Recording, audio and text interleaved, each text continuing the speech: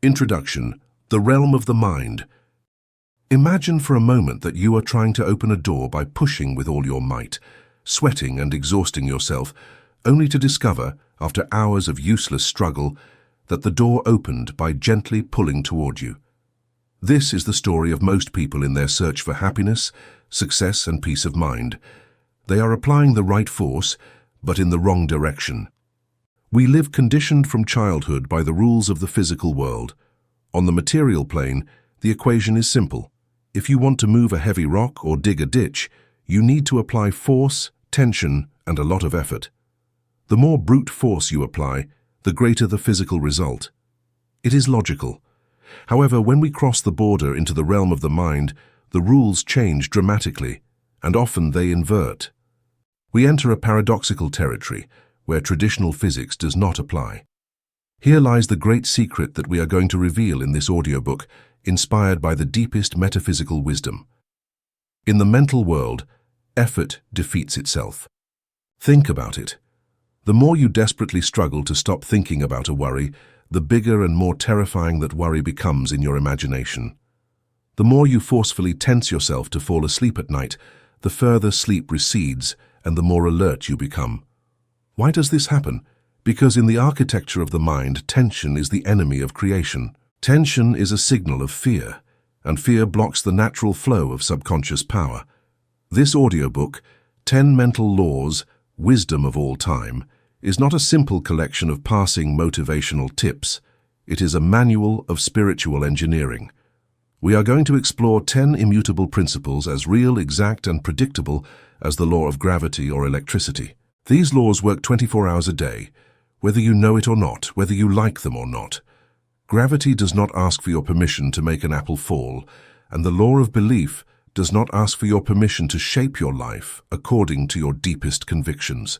Until today, it is likely that you have been operating these laws against yourself out of ignorance, creating resistance and chaos without knowing why. But that ends now. Throughout the following chapters, you will discover that true mastery does not consist of gritting your teeth and fighting against life, but in mastering the art of relaxation, substitution, and the intelligent direction of your attention. Get ready to stop pushing the locked door. It is time to use the master key. Take a deep breath, release the tension in your shoulders, and open your understanding. Welcome to the real inner workings of your internal universe. Chapter 1, The Law of Relaxation. The Art of Not Forcing and the Power of Fluidity. Welcome to the first and most fundamental step in your ascent toward mental mastery. Before we can talk about how to direct your thoughts, how to forgive, or how to substitute negative patterns, we must prepare the ground. No seed, no matter how potent, can germinate in soil that is compacted, hard, and dry. In the same way, no new idea, no desire for healing or prosperity can penetrate a mind that is rigid with tension. We begin our journey with the law of relaxation. If I had to summarize the most common, tragic, and universal error humanity makes in its search for solutions, it would be this: the excessive use of willpower. We live in a culture that glorifies effort, gritting your teeth, painful sacrifice, and constant tension. We have been taught that if something doesn't work, the solution is to push harder. If you can't open the door, push harder. If you don't earn enough money, work until exhaustion. If you can't remember a name, frown and torture your memory until it appears. This logic is perfectly valid for the physical world. If you are moving heavy furniture, muscular tension and brute force are your allies. Newtonian physics responds to force. But here lies the great trap. The mind does not obey the laws of physics. It obeys the laws of the spirit. The law of relaxation establishes a paradoxical but immutable principle.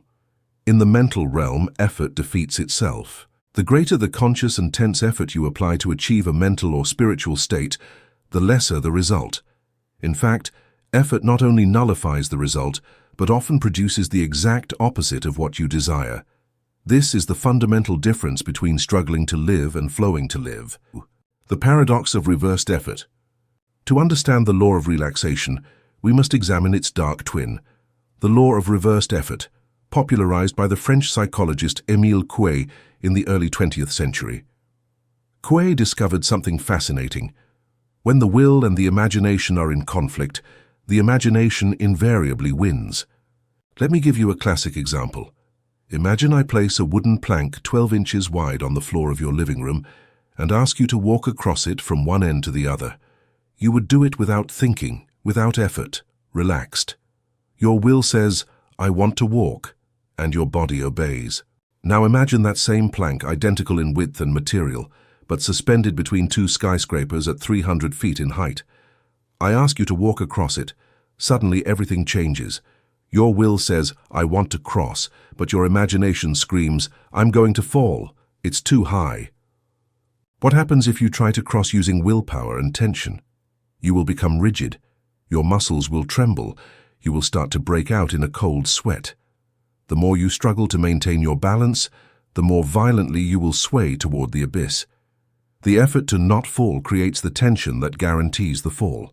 This is what happens in your mind every day. The insomniac lies down and thinks, "I have to fall asleep now, I have an important meeting tomorrow." He forces himself to sleep. He tenses his eyes, tenses his body. The result? He stays awake all night. Sleep only comes when he surrenders, when he stops trying. The person who stutters tells themselves, "I must not stutter, I have to speak fluently." The tension of trying not to fail blocks their vocal cords. The individual seeking spiritual healing sits down to meditate and pushes with their mind, demanding an answer from God or the universe. Heal me now. But the universe cannot penetrate a mind that is a closed fist. The law of relaxation teaches us that access to subconscious power and infinite intelligence is only possible through stillness. Tension is a brick wall. Relaxation is an open door. Why tension is the enemy? Have you ever wondered what tension really is? I'm not referring to the physiological definition of a contracted muscle, but to its metaphysical meaning. Tension is frozen fear. When you are mentally tense, you are sending a vibratory signal to the universe that says, "I'm afraid this won't work. I don't trust the process. I believe I'm alone and I have to do everything with my small ego." Tension is the physical manifestation of disbelief. Conversely, relaxation is the supreme act of faith. Relaxing does not mean being lazy or negligent. It means having such absolute confidence in the workings of the mental law that you don't feel the need to watch over or force the process. Think of an expert swimmer. He doesn't fight the water, he trusts the water will hold him. He relaxes and floats. Now think of someone who is drowning. They thrash their arms, scream, swallow water, and become rigid. Their struggle against the water is what sinks them. The water is the same for both. The difference is the mental attitude of relaxation versus tension. The great metaphysical master Emmet Fox used to say that you cannot force God in the same way you cannot force the sun to rise. You can prepare for the dawn, but you cannot pull the sun upward. Mental creation works the same way. You plant the seed, the thought or desire, water the earth, the emotion, and then you must step back and let nature do its work. If you dig up the seed every hour to see if it's growing, you will kill it. That anxiety to see results is a violation of the law of relaxation. The mechanics of mental blocking. Let's dive deeper into what happens in your brain when you violate this law. When you face a problem, a debt, an illness, a family conflict, your conscious mind tends to obsess. You ruminate on the matter. You analyze the worst-case scenarios. You frantically search for solutions.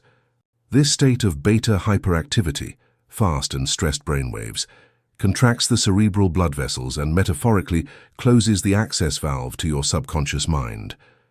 The subconscious is the storehouse of genius, perfect memory, and the connection to the universal mind. But the subconscious is shy, it only emerges in calm. Have you ever tried to remember a person's name or the title of a movie? You strain. It's on the tip of my tongue. Damn it, what is it? The more you strain, the more the name hides. Finally, you give up. You say, "I'll remember later." You relax, change the subject, start washing the dishes, and suddenly, pop. The name appears in your mind with total clarity. What happened? While you were straining, tension, you blocked the information conduit. The moment you stopped straining, relaxation, the subconscious was able to slide the answer through the open channel. This small, trivial example is the key to the greatest miracles of your life. The solution to your financial problem, the cure for your physical ailment, or the idea for your great project already exists in your deep mind. But they are waiting for you to take your foot off the hose. They are waiting for you to relax. The art of active passivity. Many confuse relaxation with apathy. They say, so I just sit on the couch and do nothing. No. The law of relaxation requires what mystics call active passivity or serene alertness. Imagine an Olympic archer. Just before releasing the arrow, is he tense? No. If his shoulders were rigid, he would miss. Is he asleep? Neither. He is in a state of relaxed concentration. His body is loose, his breathing is rhythmic, but his mind is laser-focused on the target. He holds the intention but releases the tension. That is the state you must seek. You must learn to work with your mind, not against it. Mental friction consumes an exorbitant amount of energy. It is estimated that 1 hour of intense mental work with worry consumes more caloric energy than several hours of hard physical work. That's why you end the day exhausted, even if you've only been sitting in an office. The work didn't exhaust you. The tension with which you did the work exhausted you. Mental efficiency is the absence of friction. A well-oiled engine makes no noise and does not overheat. A mind operating under the law of relaxation thinks clearly, decides quickly, and knows no emotional exhaustion. How to practice the law of relaxation. Now let's move to practice. How do you apply this in a world full of noise, hurry, and demands? How do you relax when the world seems to be on fire? 1. Conscious physical decompression. The mind and body are a closed-loop cybernetic system. A tense mind tenses the body. A tense body confirms to the mind that there is danger, creating more mental tension. You must break the cycle. You cannot have a relaxed mind in a rigid body. Several times a day, do a quick scan. Check your jaw. Are you clenching your teeth? Check your shoulders. Are they raised toward your ears? Check your hands. Are your fists clenched? Check your stomach. Give the conscious command, release. Imagine you are a sandbag with a hole in it, and all the tension is draining out onto the floor. By relaxing the physical structure, you send a biological signal to the brain. There is no predator. We are safe. 2. Mental renunciation. Letting go of the problem. This is the hardest but most powerful part. When you have a problem you cannot solve with immediate logic, you must learn to let it go. This is not irresponsibility. It is strategy. You must tell yourself, I have analyzed this enough. Now I hand the problem over to my subconscious mind and divine wisdom. I release concern about how it will be solved. I relax in the certainty that the solution is on its way. It's like sending a letter. Once you drop it in the mailbox, you don't keep holding onto the envelope, you let it go. You trust the postal system will do its job.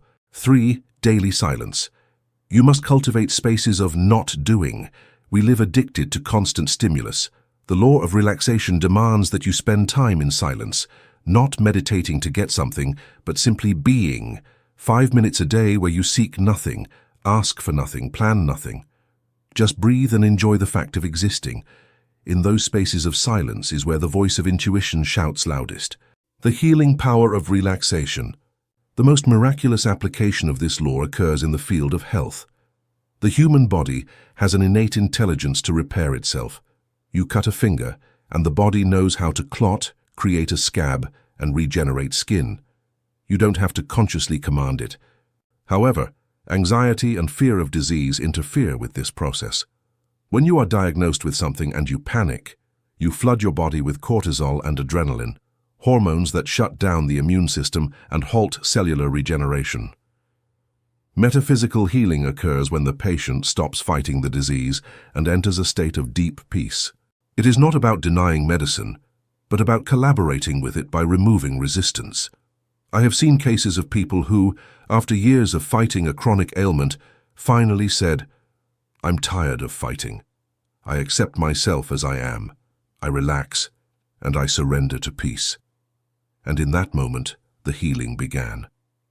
By withdrawing the tension of fear, the vital energy, prana or chi, could flow again through the obstructed meridians. Relaxation and prosperity. The same applies to money. Money is energy, and energy must flow. Tension is a blockage, it is a dam. The person who lives in distress over every cent, who has a constant fear of poverty, is tense. Their vibration is one of contraction, and contraction repels opportunity. To observe truly prosperous people, I'm not talking about those who work themselves to death, but those who attract wealth with ease. They have an attitude of a certain carefree confidence, of play. They are relaxed regarding money. They know there is enough. That relaxation acts as a magnet. When you are desperate to sell, the customer smells it and flees. Desperation is tension. When you are relaxed and confident in your product, the customer is attracted. Confidence is relaxation. Chapter 2. The Law of Subconscious Activity. Now in the stillness you have cultivated, an inevitable question arises. If I stop forcing things, who does them? If the captain of the ship releases the rudder and stops shouting, who maintains the course? Who feeds the boilers? Who repairs the hull? The answer leads us to the greatest discovery in the history of human psychology and divine metaphysics. You are not alone inside your head. Welcome to the law of subconscious activity. This law establishes a monumental truth. As soon as the subconscious mind accepts an idea, it immediately begins to execute it.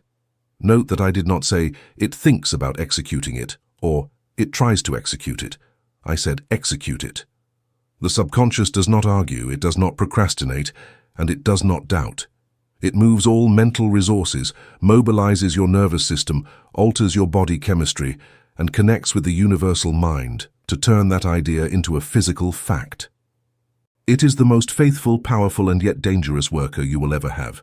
And until today, most of us have been treating it like a stranger, or worse, giving it instructions for our own destruction. The captain and the engine room. To understand the magnitude of this law, we will use the most perfect metaphor in existence, that of a great ocean liner crossing the sea. You, your conscious mind, your intellect, your will, are the captain on the bridge. Your job is to look at the horizon, decide the destination, and give the orders. You say, "We are going north." You have the general vision, but you do not move the ship. The captain does not go down to throw coal into the boilers. The captain does not move the giant pistons of the engine. Below deck, in the depths of the ship where sunlight does not enter, is the engine room. Working there are hundreds of powerful, sweaty, and tireless men. They are your subconscious mind. These men do not see the ocean. They do not know if there is a storm or calm outside. They do not know if the ship is heading to a paradisiacal port in the Caribbean or if it is heading straight toward an iceberg in the North Atlantic. To them, the destination does not matter. Their only law is obedience. If the captain, you, sends the order, full speed ahead into the reef, the men in the engine room do not go up to the bridge to say, "Excuse me, Captain, that is stupid, we are going to die." No, they simply obey. They throw in more coal, increase the pressure, and crash the ship with impeccable efficiency. This is the tragedy of human life. You have an engine room with the power of God, capable of healing your body, generating wealth and attracting love, but you have a captain on the bridge, your conscious mind, who is drunk with fear, sending orders of disaster day and night. I am sick. I cannot pay for this. I will never find love. I am a failure. And your faithful subconscious, without judging, says, Aye, sir, creating illness, blocking the flow of money, pushing love away, executing failure. The three characteristics of the giant. To master the law of subconscious activity, you must understand the nature of the beast.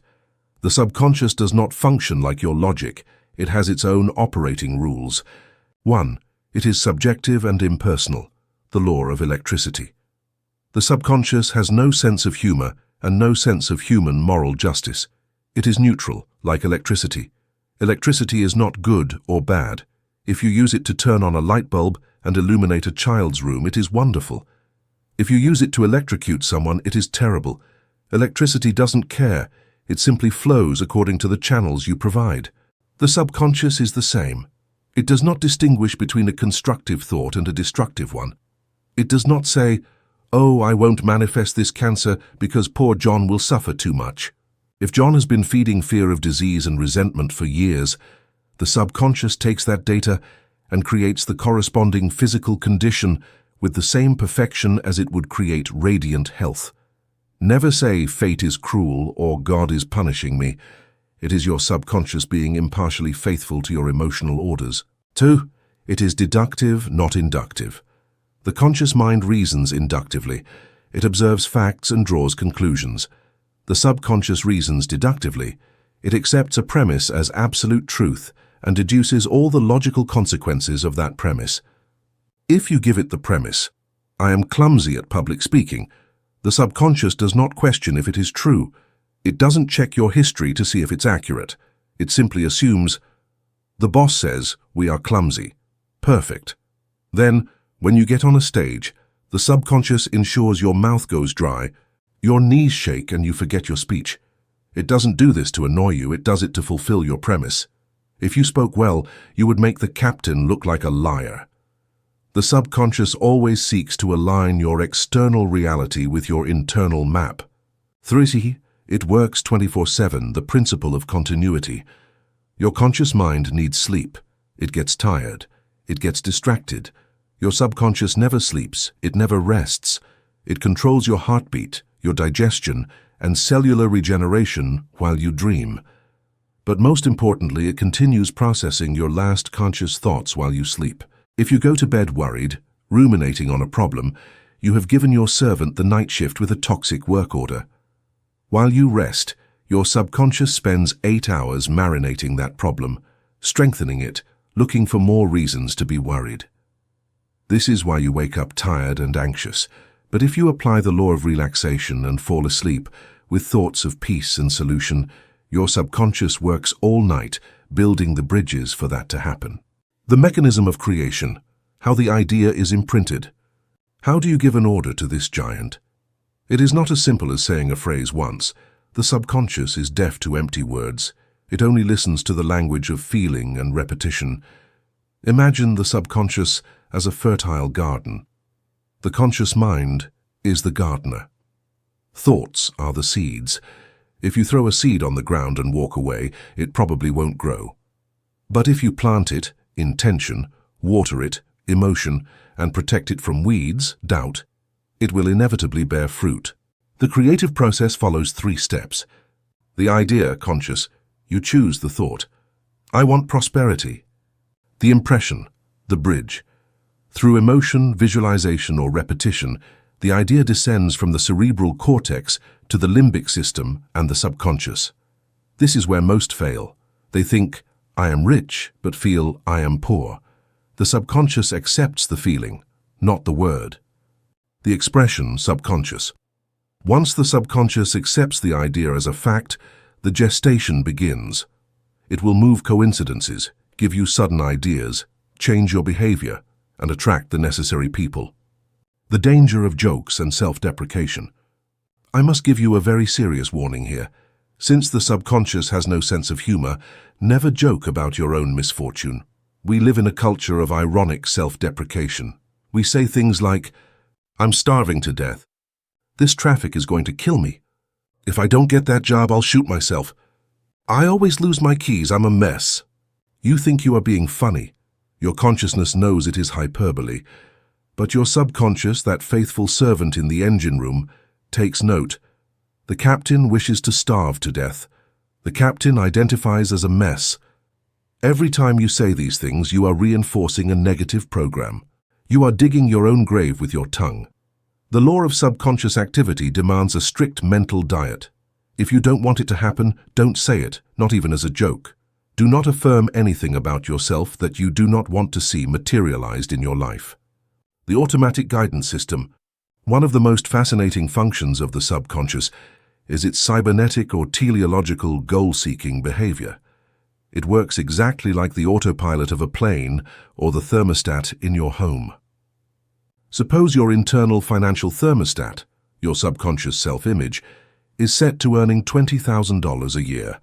That is the temperature your subconscious considers normal and safe for you. If you suddenly start earning less, the subconscious activates, gives you creative ideas, makes you work harder, and returns you to $20,000. But what if you win the lottery or have a stroke of luck and suddenly have $200,000? Red alert. The temperature has risen too high. It doesn't match the thermostat setting. The subconscious, fulfilling its function of keeping your reality aligned with your belief, will start to sabotage you. It will make you spend compulsively, make bad investments, or simply lose the money until you return to the $20,000 where you feel comfortable. This explains why willpower fails. You can try to save, but if your thermostat is set to spending, subconscious, you will always find an emergency to spend the money. The only way to change your life permanently is not by fighting the results, the money in the bank, but by reprogramming the thermostat, the subconscious belief of what you deserve. How to put the law to work for you. Now that we know the power and the dangers, how do we use this law constructively? Here are the protocols for directing your engine room. 1. The night order technique.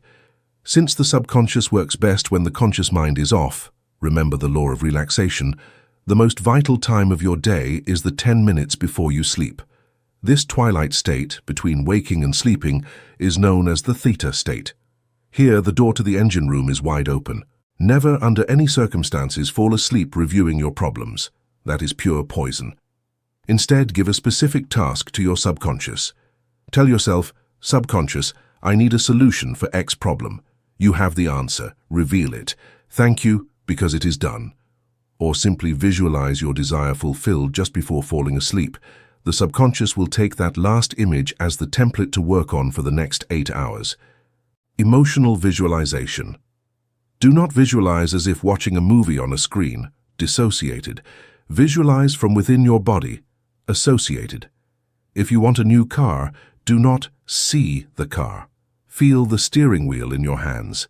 Smell the new leather scent. Feel the acceleration in your stomach. That sensory feeling is the language the subconscious understands. You are giving it a virtual experience that it archives as real. 3. The guardian at the gate. You must establish a customs control at the entrance of your mind. Every thought, every news story you watch, every conversation you participate in is a package trying to enter your subconscious. You are the guardian. When a negative thought arrives, you're going to get sick, the economy is terrible, you have the right and the duty to say, I reject that suggestion. And then, immediately, replace it with the truth you desire. I am healthy. My economy is prosperous. At first, it is exhausting to be so alert, but with practice, it becomes automatic. The day will come when your subconscious will reject negativity automatically, just as a healthy immune system rejects a virus. The healing power of the subconscious. Finally, we must touch upon the most sacred aspect of this law, healing. Your subconscious built your body from a single cell. It knows how to manufacture bones, skin, nerves, and eyes. It knows how to make your heart beat and how to digest food. If it knows how to build the body, it knows how to repair it. Most chronic diseases are the result of destructive thought patterns, fear, hate, guilt, that have distorted the body's natural functioning for years. The famous placebo effect is nothing more than the law of subconscious activity in action. If you can convince your subconscious that you are healthy, that infinite vitality flows through you, it will obey by restructuring your cells. No matter what the current medical diagnosis says, the diagnosis is a photo of the past. The subconscious creates the future. Chapter 3, The Law of Substitution. Imagine I hand you a glass filled with dirty water, mud and oil. It is a disgusting and toxic mixture. And I give you a simple order. Take the air out of the glass. You would be perplexed. The glass is already full of liquid. There is no air to take out.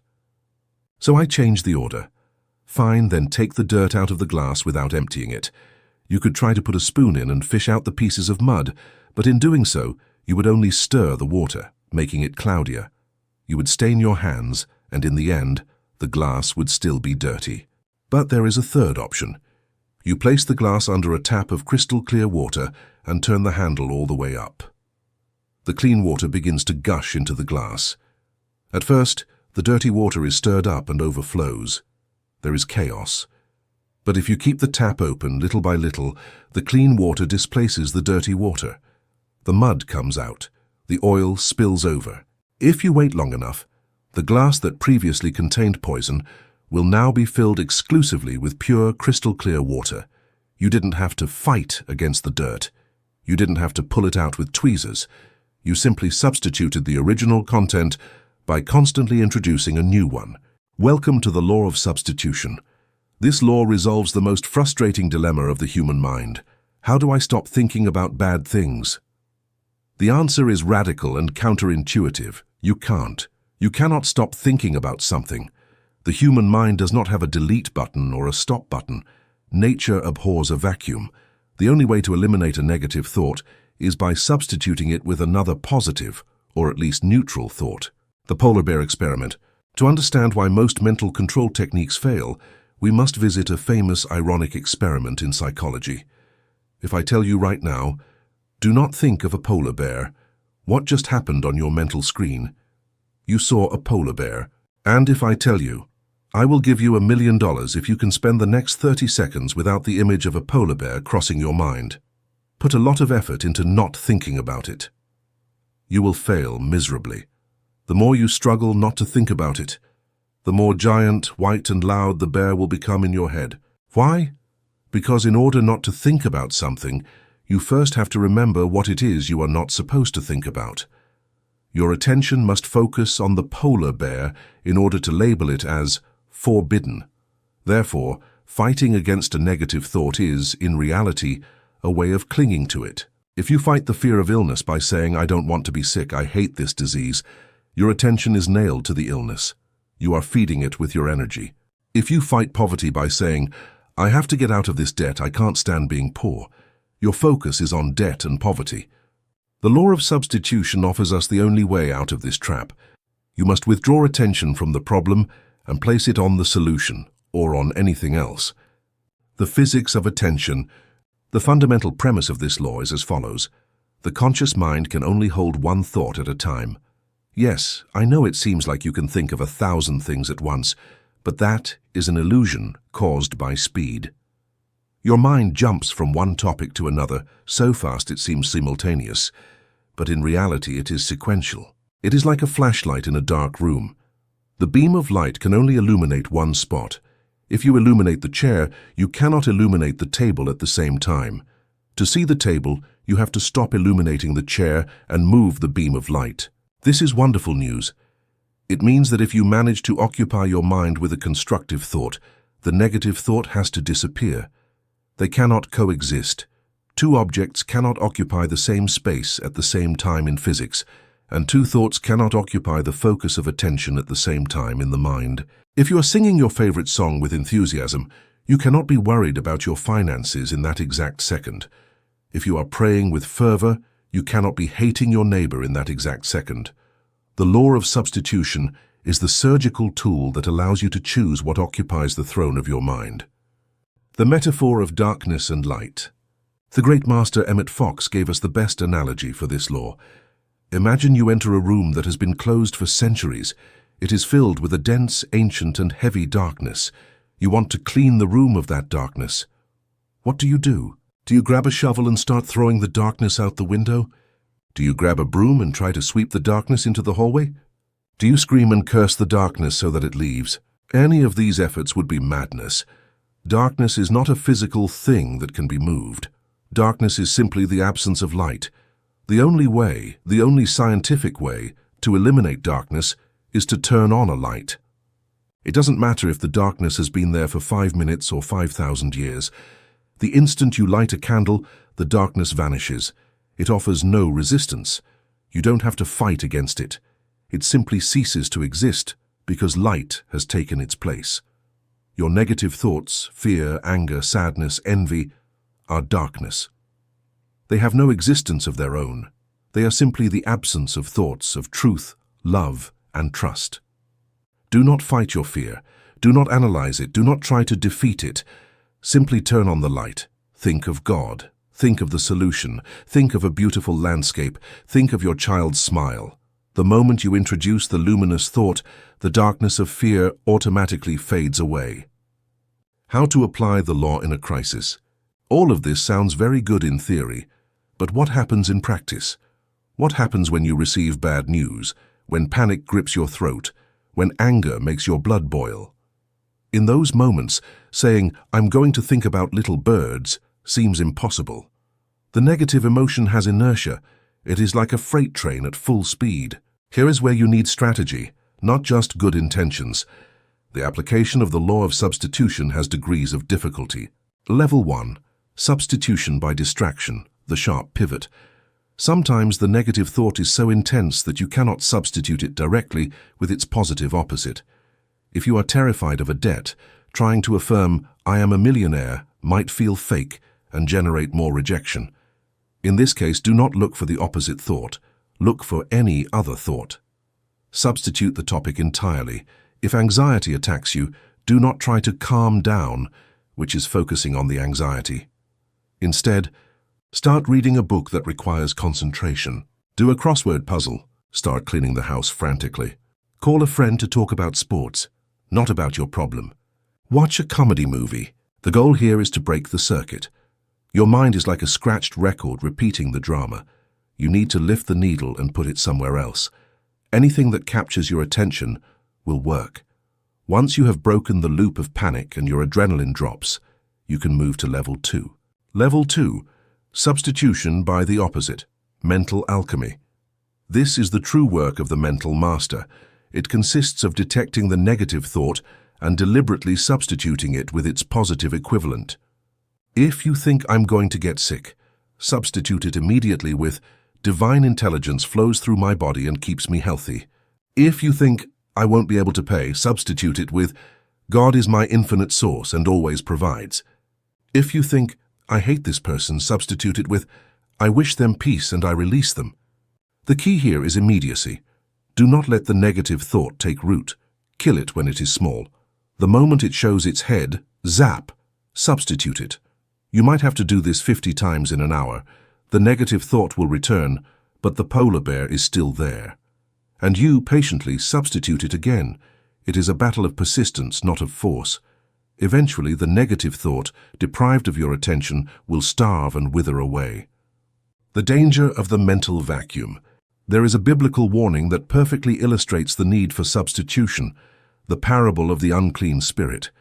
Jesus tells that when an unclean spirit leaves a man, it goes through dry places seeking rest. Finding none, it says, "I will return to my house from which I came."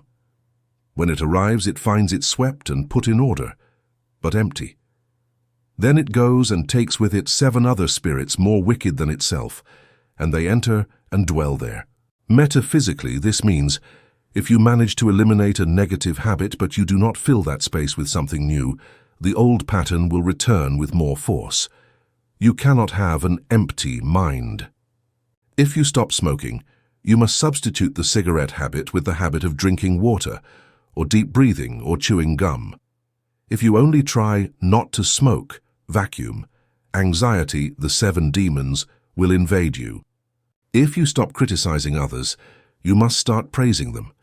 If you stay quiet, vacuum, the criticism will sprout again in your mind with more venom.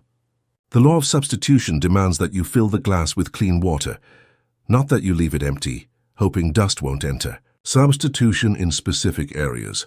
Let's see how this works in the 3 great human dramas: health, money, and love. 1. Health. The hypochondriac, or the person with a chronic ailment, tends to monitor their body constantly. Does it hurt here? Is this a lump? What if it gets worse? This obsessive attention is a laser beam of energy that nourishes the disease. To heal, you must apply radical substitution. Every time you feel the symptom, instead of saying, "Ouch, it hurts," say, "Thank you for my perfect health in my healthy cells." Or better yet, distract yourself. Get involved in a hobby. Help someone else. There are thousands of documented cases of people who were cured of incurable diseases simply because they became involved in a passionate project and forgot to be sick. 2. Money. Poverty is a mental state of fixation on lack. When you look at a bill and feel your stomach tighten, you are meditating on poverty. Apply substitution. When the bill arrives, instead of worrying, bless the service you received. Say, "Thank you because I have the ability to pay this now or in the future." Substitute the image of the empty bank account with the image of the abundance of nature. The nature never skimps. Connect your mind with that frequency of "there is plenty" to substitute the frequency of "there is not." 3. Relationships and grief. When you end a relationship or lose a loved one, The mind tends to replay the past over and over. This is painful and sterile. The only cure for the pain of the heart is the law of substitution through service. If you feel lonely and sad, find someone who is worse off than you and help them. You cannot feel self-pity and compassion for another at the same time. By taking care of someone else's pain, you substitute your own. The importance of backup files. To be a master of substitution, you must prepare before the crisis. You cannot wait for the building to be on fire to look for the fire extinguisher. You must have your substitute thoughts ready in your mental pocket. Make a list of things that always make you feel good or change your vibration. A specific memory of a moment of triumph or great happiness. A short prayer or a mantra, e.g., "The Lord is my shepherd, I shall not want." A song that makes you dance. The image of a place you love. A future goal that excites you. These are your fire extinguishers. When the negative thought attacks, you don't have to invent something new. You take out your pre-selected extinguisher and spray the fire. The challenge of anger. Anger is perhaps the most difficult emotion to substitute because anger feels justified. When someone offends us, we want to be angry. But anger is drinking poison yourself and hoping the other person dies. The law of substitution tells you, you cannot have peace and be right at the same time if being right means hating. When you feel anger, apply substitution by silence. Close your mouth. Do not say the hurtful phrase you have prepared. Count to 10, or better, to 100. During that time, force your mind to seek an excuse for the other person. Substitute judgment with curiosity. The practice. The 7-day mental diet. Emmet Fox proposed a famous challenge based on this law, the 7-day mental diet. The challenge is simple but brutally difficult. For 7 days, you cannot afford to harbor even a single negative thought. Notice, it doesn't say that negative thoughts won't come to you, that is inevitable. What it says is that you cannot harbor them. You cannot invite them to dinner. When a negative thought appears, you have 10 seconds to apply the law of substitution. You must kill it, change it, or distract yourself. If you allow the thought to stay, and you start ruminating on it for more than a minute, you have lost. You must start the diet again from day 1. Very few people manage to pass the second day on their first attempt. But if you manage to complete the 7 days of radical substitution, your life will change forever. You will have rewired your brain. You will have filled the glass with crystal clear water. Chapter 4. The Law of Practice, the Price of Mastery, and the Architecture of Habit. Imagine for a moment attending a concert by a virtuoso pianist. You see him sit before the grand piano, close his eyes, and suddenly his fingers fly over the keys at an impossible speed. The music flows like a waterfall, complex, perfect, and emotional. He doesn't look at the keys. He doesn't hesitate. It seems the music flows through him by magic. People leaving the hall say, "What a gift! What natural talent! He was born for this." They are wrong. What they call a gift or magic is actually the final result of a cold, calculating, and exact law, the law of practice. They don't see the thousands of hours of repetitive scales, the frustration or the mistakes corrected 1,000,000 times. Welcome to Chapter 4. This is where we separate dreamers from achievers. Up to now, we have talked about relaxing the mind, using the subconscious, and substituting thoughts. But knowing how is not enough. You must do them, and not just once. You must do them until they become your new nature. Practice leads to perfection through constant repetition. This law is the bridge between knowing and being. No one becomes a master of their own mind just by reading a book. You become a master when you apply the law of relaxation and the law of substitution so many times that your brain physically changes its structure to accommodate that new reality. This is the true engineering of your inner world. The myth of talent versus the reality of sweat. We live in the era of instant gratification. We want the magic pill to lose weight without dieting, the scheme to get rich without working, and spiritual enlightenment in a weekend. The law of practice is the reality check we need. It tells us there are no shortcuts. Every skill follows the same learning curve. There are simply no exceptions for anyone. If you try to play the violin for the first time, you will sound terrible. It is inevitable. If you try to control your negative thoughts for the first time, you will fail. It is inevitable. The problem is that In the mental world, people give up at the first sign of clumsiness. They say, I tried to think positive, but it didn't work. It takes time. Imagine if a child tried to walk, fell once and said, this walking thing isn't for me, I just don't have the talent. Mental control is a skill, exactly like walking or writing. It requires muscular development. You are training the muscles of your attention. Every time you redirect your mind, you are performing a mental repetition for your growth. The neuroscience of change, rewiring the brain. To understand why practice is non-negotiable, we must look inside your skull. Your brain is composed of billions of neurons. For you to have a thought or perform an action, an electrical signal must travel from one neuron to another across a small space called a synapse. This physical process is the foundation of every habit and every mental state you have. Imagine your brain as a virgin, dense and tangled jungle. The first time you try to think a new thought, for example, I am valuable instead of I am useless. It is like trying to cross that virgin jungle with a machete in hand. It is hard, it is slow. You move meter by meter, you get tired. Your brain consumes an immense amount of energy to open that path. However, if you pass through the same path again the next day, there is already a small trail. It's a bit easier. If you pass 100 times, the trail becomes a dirt road. If you pass 1,000 times, the dirt road is paved. If you pass 10,000 times, it becomes a high-speed highway. Now the electrical signal travels at 300 kilometers per hour without resistance or effort. This is neuroplasticity. Repeated practice wraps neural connections in a substance called myelin, which acts as an insulator and accelerator. What initially required titanic effort, the law of relaxation applied consciously, becomes automatic through practice. One day you no longer have to try to be positive, you simply are. The highway is built. Negative practice, the master of disaster. Here is the dark twist of this law. The law of practice, like all mental laws, is neutral. It works the same for the good as for the bad. You are always practicing something. At this precise moment, you are practicing. The question is, what are you practicing? Your current mental state is the result of what you have repeated most often in your own life. The person who worries constantly is not a victim. They are a master of worry. They have practiced the art of imagining catastrophic scenarios so much, they have traveled that neural highway of fear so many times that they now do it with the virtuosity of a pianist.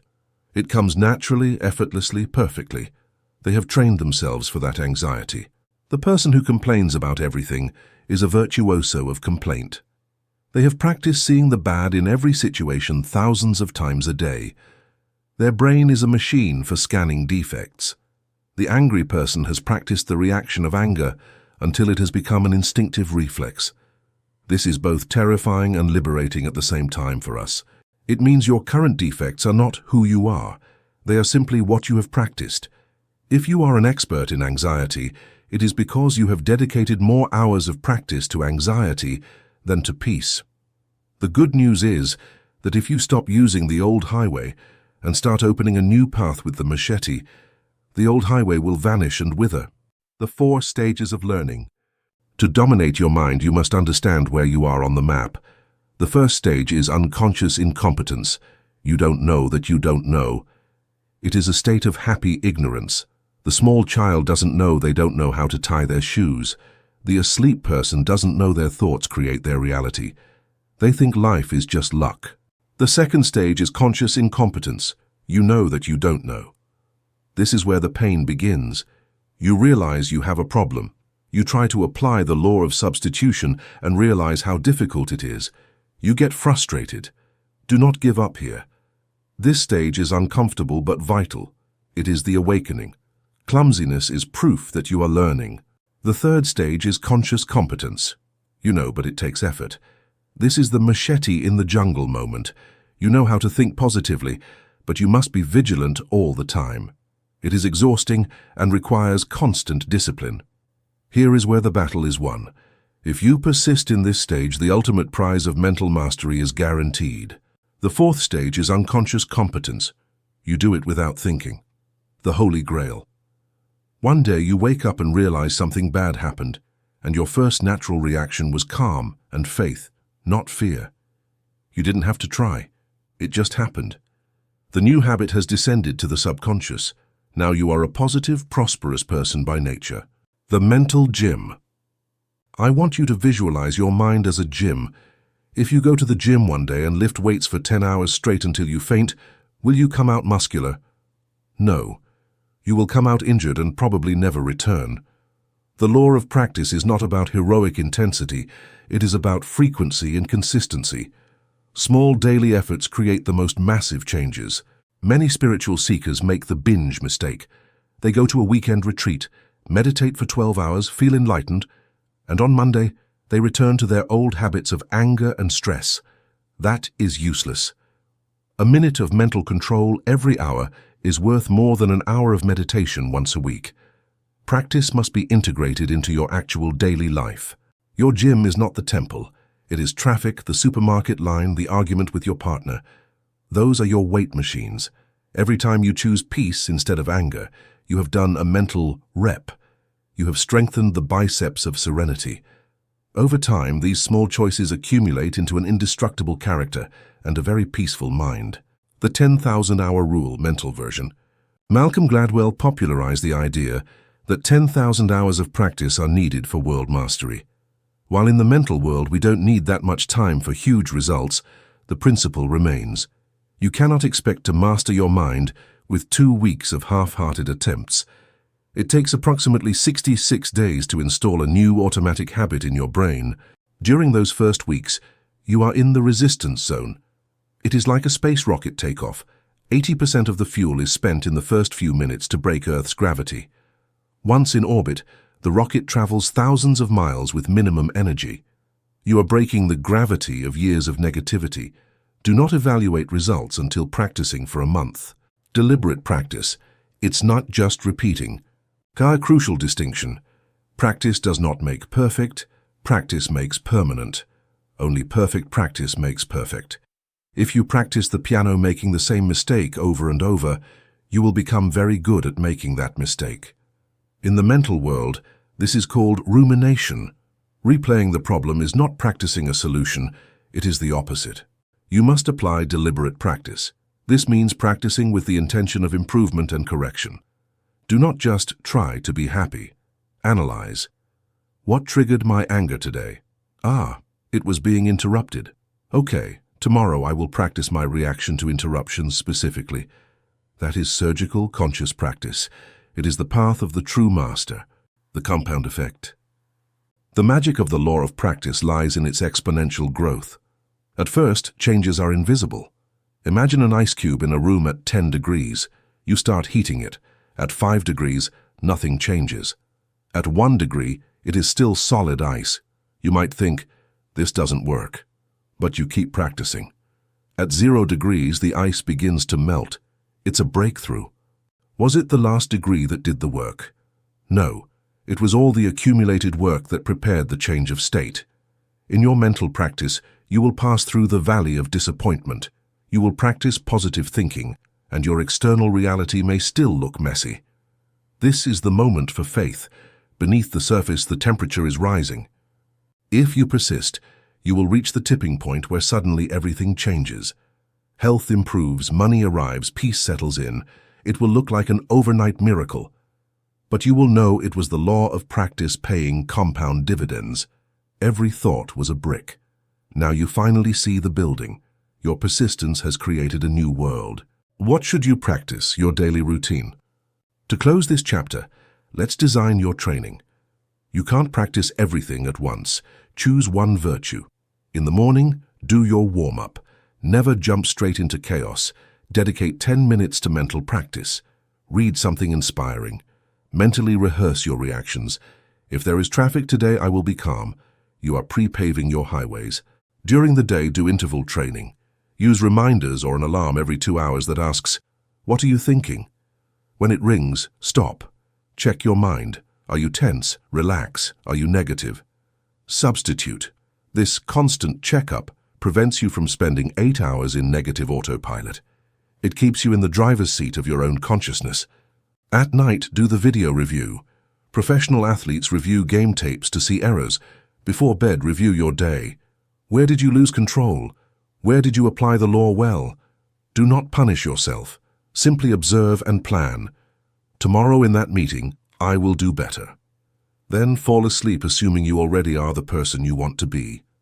Truly. Resilience falling is part of practice. I want you to record this in your mind. You will fail. You will lose your temper. You will get depressed. You will return to old fears. It is part of the design. A baby falls hundreds of times while learning to walk. Do you consider the baby a failure? No. You know they are practicing balance. Every fall is a golden opportunity to practice rising. The mental muscle doesn't grow when everything is easy. It grows every time you realize you've fallen and decide to realign. That moment of return, that effort of will to go back to the light, is the repetition that counts most. Do not look for a perfect streak. Look for a quick recovery. The master is the one who returns to center the fastest. Chapter 5. The Law of the Dual Factor, the chemical formula of mental power and the sacred marriage. Imagine that you are holding a rifle bullet in your hand. You examine it. It is perfect. It has an aerodynamic tip, it is made of the right metal, and it has the exact weight. It is, theoretically, an instrument capable of piercing a target a mile away. You have the object, the physical representation of a very specific purpose in your hand. Now imagine that you throw that bullet with your hand against a wooden board just 2 meters away from you. What happens? The bullet bounces off harmlessly and falls to the ground. It barely leaves a scratch on the wood. Why? Was the bullet defective? No. The bullet had the right shape, the knowledge, but it lacked the propulsion, the feeling. Say it lacked the explosion of gunpowder behind it to give it life and power. Now imagine the opposite. You have a pile of loose gunpowder. You light it up. Bang! There is a great noise, a lot of smoke, and a flash of light and heat. There is much energy released, but without the bullet to direct that energy, the force simply disperses in the air. It disperses without hitting any target. It is noise without impact, energy without a vessel. Welcome to Chapter 5, The Law of the Dual Factor. This law resolves the mystery of why so many intelligent, cultured, and positive people fail to manifest their desires. You might have the map, but without the fuel you will never leave the garage. The law establishes every effective thought is composed of 2 essential elements, knowledge and feeling.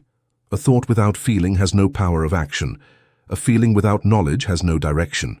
For a miracle to occur in your life, thinking about it is not enough. You must feel it as real. The idea must become a visceral truth. And it is not enough to get excited. You have to know exactly what you are creating. It is the union of heaven, mind, idea, and earth, heart, emotion, that produces the child, reality. It is a chemical reaction that requires 2 specific reagents to generate the explosion of manifestation. If one is missing, the equation simply remains 0, the one-winged bird. We can visualize creative thought as a bird. The left wing is knowledge, intellect. It is the logical part. It is the clear image of what you want. It is the map, the architectural blueprint, the definition. It answers the question, what is it? It provides the boundaries and the structure for the energy to take form in the world. The right wing is feeling, emotion. It is the vibratory charge. It is the fuel. It is the enthusiasm, the faith, the fear, or the joy. It answers the question, how much does it matter to me? Without this wing, the bird has no lift. Knowledge provides the skeleton, but feeling provides the life force that makes the wings actually beat. If a bird tries to fly with only the wing of knowledge, it will just spin in circles on the ground. This is what happens to people who repeat affirmations like parrots. I am rich, but inside they are emotionally dead or bored. Their bird does not take off. They are intellectually correct but vibratorily sterile and empty. If a bird tries to fly with only the wing of feeling, it will flap frantically, kick up a lot of dust but go nowhere or crash into a wall. This is what happens to hysterical or excessively emotional people who have no clear plan. They have a lot of energy, but it is chaotic, undirected, and ultimately wasted in a display of useless heat. Mental mastery consists of beating both wings in unison. It means having a clear idea, knowledge, and charging it with intense emotion, feeling. When this occurs, the thought literally becomes a living thing. It acquires traction in the universal substance. It becomes a magnet that pulls the desired reality toward your present moment. The failure of dry affirmations. Let's delve deeper into why most self-help techniques fail. Surely you have tried making affirmations. You have stood in front of the mirror and said, "I have self-confidence." But while you said it, your stomach was tight, your voice was monotonous, and deep down you felt ridiculous. You were just reciting lines from a play. You were applying factor 1, knowledge word, but factor 2, feeling, was at 0 or worse, negative, feeling of doubt. Remember what we learned in chapter 2 about the subconscious. The subconscious is deaf to words but sensitive to vibrations. It doesn't care about your vocabulary, it cares about the electrical charge of your heart. If you say, "I have money," knowledge, but you vibrate in distress, feeling, the subconscious ignores the word money and obeys the vibration distress. The result is that you manifest more situations that generate financial distress. A dry thought without emotion is like a dead seed. You can plant it, water it, and wait forever. But nothing will ever be born. A wet thought, impregnated with emotion, germinates almost instantaneously. That is why Jesus said, "Whatever things you ask when you pray, believe that you receive them, and you will have them." He did not say, "Repeat that you receive them." He said, "Believe, feel the certainty." Believe is a verb of feeling. The dark side, why fear works so fast. The best way to understand this law is to observe its negative application, because unfortunately, we are masters at using the dual factor to destroy ourselves. Think about worry. What is worry? It is a clear visualization of a disaster, knowledge factor. I'm going to get fired, charged with a visceral emotion of terror, feeling. It is the perfect manifestation formula. You have the sharp image and you have the emotional gunpowder. This is why your fears come true with such frequency and precision, because you apply the law of the dual factor to them with unconscious mastery. You are an expert creator of catastrophes because you know how to feel your fears. If you could apply the same level of emotional intensity to your positive desires as you apply to your fears, you would be unstoppable. Faith and fear are exactly the same mental force, expectation charged with emotion, applied in opposite directions. Fear is simply faith in evil. It is the misuse of your greatest creative power. Your job is to take that emotional energy and redirect it. You don't have to create the energy. You already have it. You are currently using it to worry. You just have to change the image in the projector. Turn the light toward what you want and use the same gunpowder to propel your dreams instead of your nightmares. The engine and the steering wheel. Let's use another mechanical metaphor. Your life is a car. Knowledge is the steering wheel. It decides the direction. Are we going toward health or toward disease? Toward success or failure? The steering wheel is the choice of the path. It is the intellectual decision to aim for a specific destination among infinite possibilities. Feeling is the engine. It decides the speed and whether the car moves at all.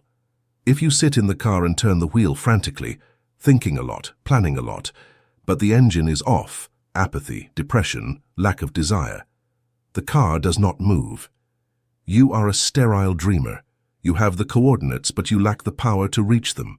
If you floor the accelerator, passion, anger, enthusiasm, but let go of the steering wheel, the car will shoot off uncontrollably and crash. You need both. This explains the phenomenon of good but ineffective people. People with great intentions who know spiritual theory and have read all the books, yet their lives are a complete mess. They lack the fire. They lack the passion. They have intellectualized God instead of feeling Him, and it explains successful ignorance, people who may have never read a book but have an ardent desire and blind faith. They have a V12 engine roaring. Though their steering is crude, they travel miles while the intellectual is still parked. How to generate the feeling, the great secret. Here we reach the Gordian knot. It is easy to say, think this, but how do you force yourself to feel something that is not yet real? How do you feel wealth if you are broke? How do you feel love if you are alone? Feeling cannot be forced directly. Remember the law of relaxation. You cannot scream at your heart to feel joy right now. That only creates tension. However, there are back doors to hack the emotional system. Here are 3 methods to raise the feeling factor. First, vivid detail. Specificity generates emotion. Vague knowledge produces vague feelings. Specific knowledge produces sharp feelings. If you think, I want to travel, the emotion is very weak. But if you think, I'm walking through the streets of Rome, I feel the heat of the sun on my face. I smell the aroma of pizza and coffee. I touch the old stones of the Colosseum. The emotion spikes. The subconscious responds to sensory data. The more detailed your visualization, colors, textures, the easier it is to generate emotion. Second, acting as if. William James, the father of American psychology, said, "We do not sing because we are happy because we sing." Emotion follows action. If you cannot feel confidence, act as if you had confidence. Adopt the physical posture of a confident person. Walk fast, lift your chin, breathe deeply, smile. In a matter of minutes, your biology will change. Your brain will say, hey, we are smiling and walking upright, we must be happy. And it will begin to secrete happiness hormones. You can start the engine of feeling through the hand crank of physical action. Your body is a direct remote control for your internal emotional state. Third, gratitude, the supreme accelerator. Gratitude is the highest vibratory frequency that exists, along with love. It is impossible to feel gratitude and fear at the same time. If you find it hard to feel enthusiasm for the future, start with gratitude for the present. Thank for the coffee you drink. Thank for having eyes to read. Gratitude is like a spark plug. Once you start the engine with gratitude for small things, you can transfer that appreciation toward your future dreams. Give thanks for your desire before it happens. Thank you, Father, that you have heard me. That anticipatory gratitude is the ultimate demonstration of faith, feeling, and power. The scale of emotional tones. Not all feelings serve to build. In electrical engineering, there is a 110-volt and 220-volt current. In mental engineering, there are low voltage and high voltage emotions. Low voltage, no manifestation or decay. Boredom, apathy, resignation, mild sadness. These are poor conductors. Thoughts wrapped in these will take years to manifest. High voltage negative, fast destruction, anger, hate, terror, jealousy, intense guilt. These are very powerful. Be careful with them. A thought of sustained hate can create a physical illness in hours. They are like acid that corrodes the vessel. They manifest quickly because the emotional charge is extremely dense and concentrated. High voltage positive, miracles, enthusiasm, passion, joy, gratitude, unconditional love, certainty. The objective of the law of the dual factor is to raise your dominant thoughts to the category of high voltage positive. Enthusiasm, from the Greek entheos, God within, is the state where the feeling factor is at its maximum peak. When you are enthusiastic about a project, you don't need sleep, you don't get tired, and doors open by themselves. Enthusiasm is the energetic signature that the dual factor is activated. It is the signal that the marriage between your idea and your heart has been consummated, and the birth of your new reality is now inevitable. The mystical marriage. In all great esoteric traditions, they speak of a sacred wedding. In alchemy, it is the union of the sun and the moon. In Christianity, the union of Christ and the Church. In psychology, the union of the conscious and subconscious. In metaphysics, it is the union of thought and emotion. When you align your head and your heart, you have power. Generally, we live in a state of divorce. Head says, I want that relationship, but heart says, I'm afraid of getting hurt. Result, blockage, cancellation of forces. But when you align them, head says, I am ready for love, and heart says, I feel worthy and excited to give love. Result, unstoppable and beautiful manifestation. The Bible expresses it in Matthew 18:19. If two of you agree on earth about anything they ask, it will be done for them. The two are not necessarily two people. They are your two inner natures. When your intellect and your emotion sign a peace treaty and point to the same goal, the universe moves, the conflict ends, and power begins. The knowledge factor, the importance of clarity. We have talked much about feeling, but let us not neglect the first factor, knowledge.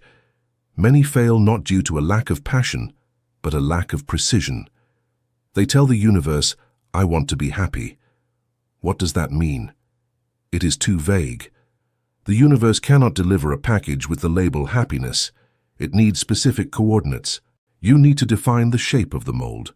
I want to be happy working 20 hours a week, earning X amount, living in a house near the sea and painting. Ah, that is a mold. Now the feeling has somewhere to pour itself. An architect doesn't tell the builder, "Build me something nice."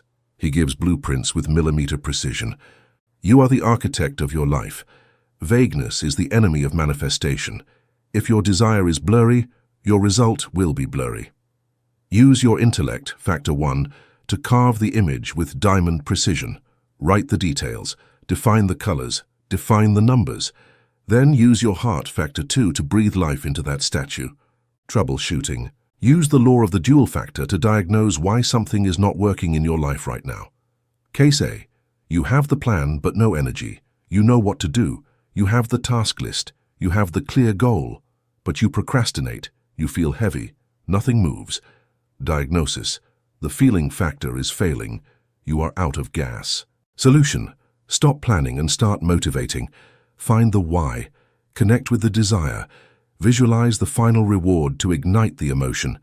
You need fuel, not more maps. Case B. You have the energy, but it is chaos. You are anxious. You run from one thing to another. You start 10 projects and finish none. You are busy but not productive. Diagnosis. The knowledge factor is failing. You have no steering wheel. Solution. Stop, breathe, write, prioritize. Define exactly what you want. You need a map, not more gasoline. Once you balance both factors, the machine will start working smoothly toward your goals. Balance is the key to efficient mental engineering. The practice, the complete mental rehearsal. To integrate this law, I propose the following daily exercise: the film rehearsal. Script, knowledge factor. Write on paper a short scene, 30 seconds, that implies your desire is already fulfilled. Be precise. Where are you? What time is it? What are you touching? Who is with you? Make the script as vivid as a professional screenplay. Performance, feeling factor. Close your eyes, enter the scene, but do not watch it like a spectator, live it. Here comes the trick. Turn up the emotional volume. Imagine you have a dial on your chest. Turn it. Intensify the joy. If in real life you would smile, in your mind laugh out loud. If you'd feel relief, feel a cry of gratitude. Exaggerate the emotion until you feel a physical tingling, until your skin crawls or your eyes dampen. Reach the vibratory peak. Cut. Once the emotional peak is reached, open your eyes and let go. Do not ruminate. You have fired the bullet. The combination of clear knowledge and intense feeling has been launched into the universe. Chapter 6. The Law of Growth. Where attention goes, energy flows, and where energy flows, life appears. Imagine you own an immense and fertile garden. The soil is rich, black, and moist, capable of growing anything with astonishing speed. However, there is a peculiarity in this garden. You do not choose what grows based on what you want, but based on what you look at. Your gaze is the water and the fertilizer of this sacred land. If you spend all day looking at the weeds, analyzing them, worrying about them, measuring them, and talking about how ugly they are, the weeds grow into an impenetrable jungle that suffocates your house. Your house disappears under the weight of what you focused on. By focusing on the rot, you become the architect of your own ruin. If, on the contrary, you ignore the weeds and fix your gaze obsessively on the small roses, watering them with your interest and speaking of their beauty, the roses multiply and the weeds dry up and disappear.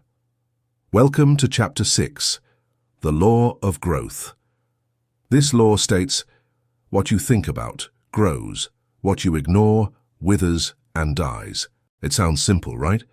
But the application of this law requires Spartan discipline because it goes against all our social conditioning. We have been taught to face problems, to analyze crises, and to vent by talking about the bad. The law of growth warns us that doing so is metaphysical suicide. You are feeding the monster. The economy of psychic energy. To understand this law, you must understand that attention is not a passive function. It is not simply looking. Attention is food. It is pure psychic energy. Everything in this universe, from a plant to a bank account, including a tumor or a family conflict, needs energy to survive and grow. You are the source of that power. If you cut the energy supply, the structure collapses. Look at a plant in a window. It twists desperately, seeking sunlight. Without light, attention, there is no photosynthesis, no growth. Your problems work the same way. They are energetic parasites. A debt has no life of its own. It lives off your constant worry about it. A chronic pain feeds on your constant mental checking. An enemy or a critic feeds on your hatred and indignation. Every time you think about your problem, you are plugging a gasoline hose into the fire you want to put out. You do it innocently, thinking that worrying is responsible. But worrying is praying for what you do not want. The law of growth, which is impersonal, says, the master is meditating on debt. He must love debt because he dedicates 18 hours a day to it. Let's give him more debt. It is an exact science. Where you put the focus of your mental camera determines the landscape of your life. You are the one directing the growth of your world. The Matthew paradox. This law explains one of the most mysterious and apparently unfair phrases in the Bible. In Matthew 25:29 it says, "For to everyone who has will more be given, and he will have an abundance. But from the one who has not, even what he has will be taken away." It seems like a cruel capitalist God, but it is actually deep psychology.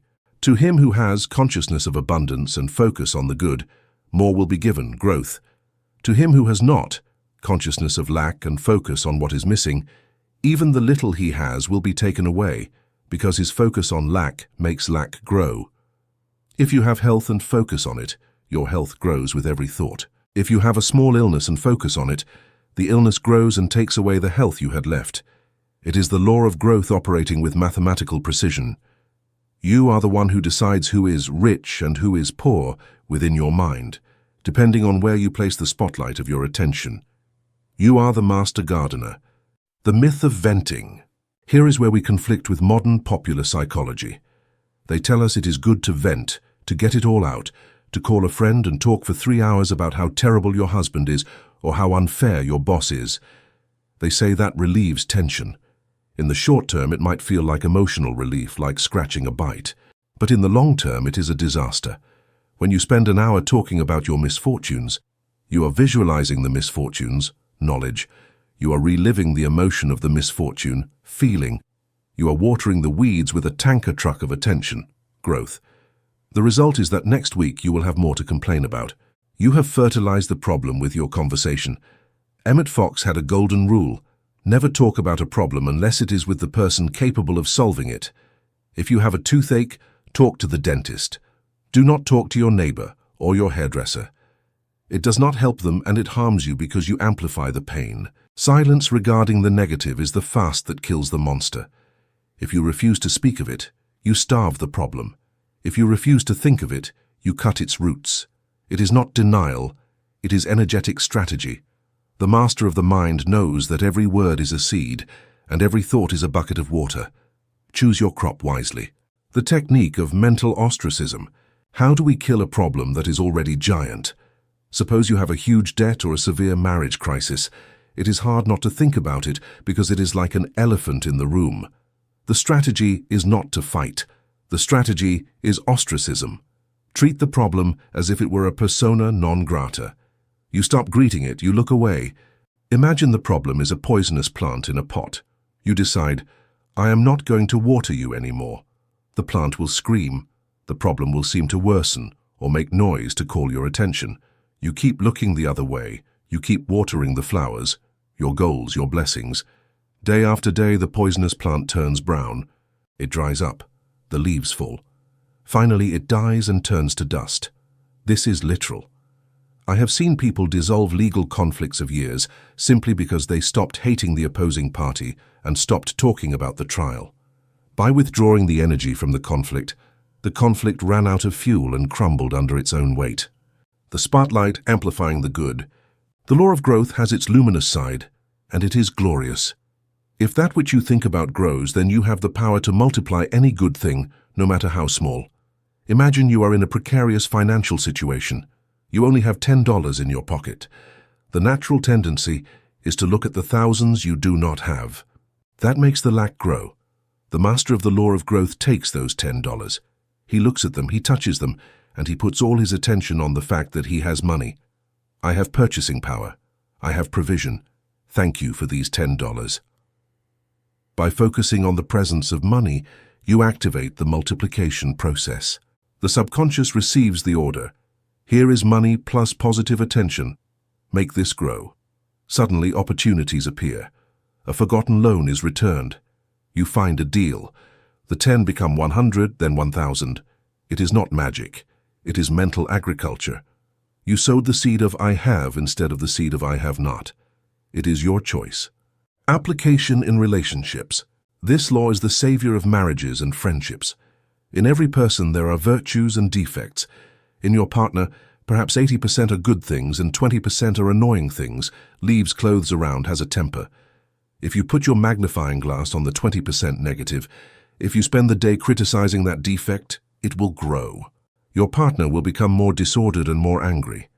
You are creating the monster with your critical attention. You are watering what you hate. But if you take the conscious decision to ignore the defect, ostracism, and put your spotlight on their virtues, those virtues will grow.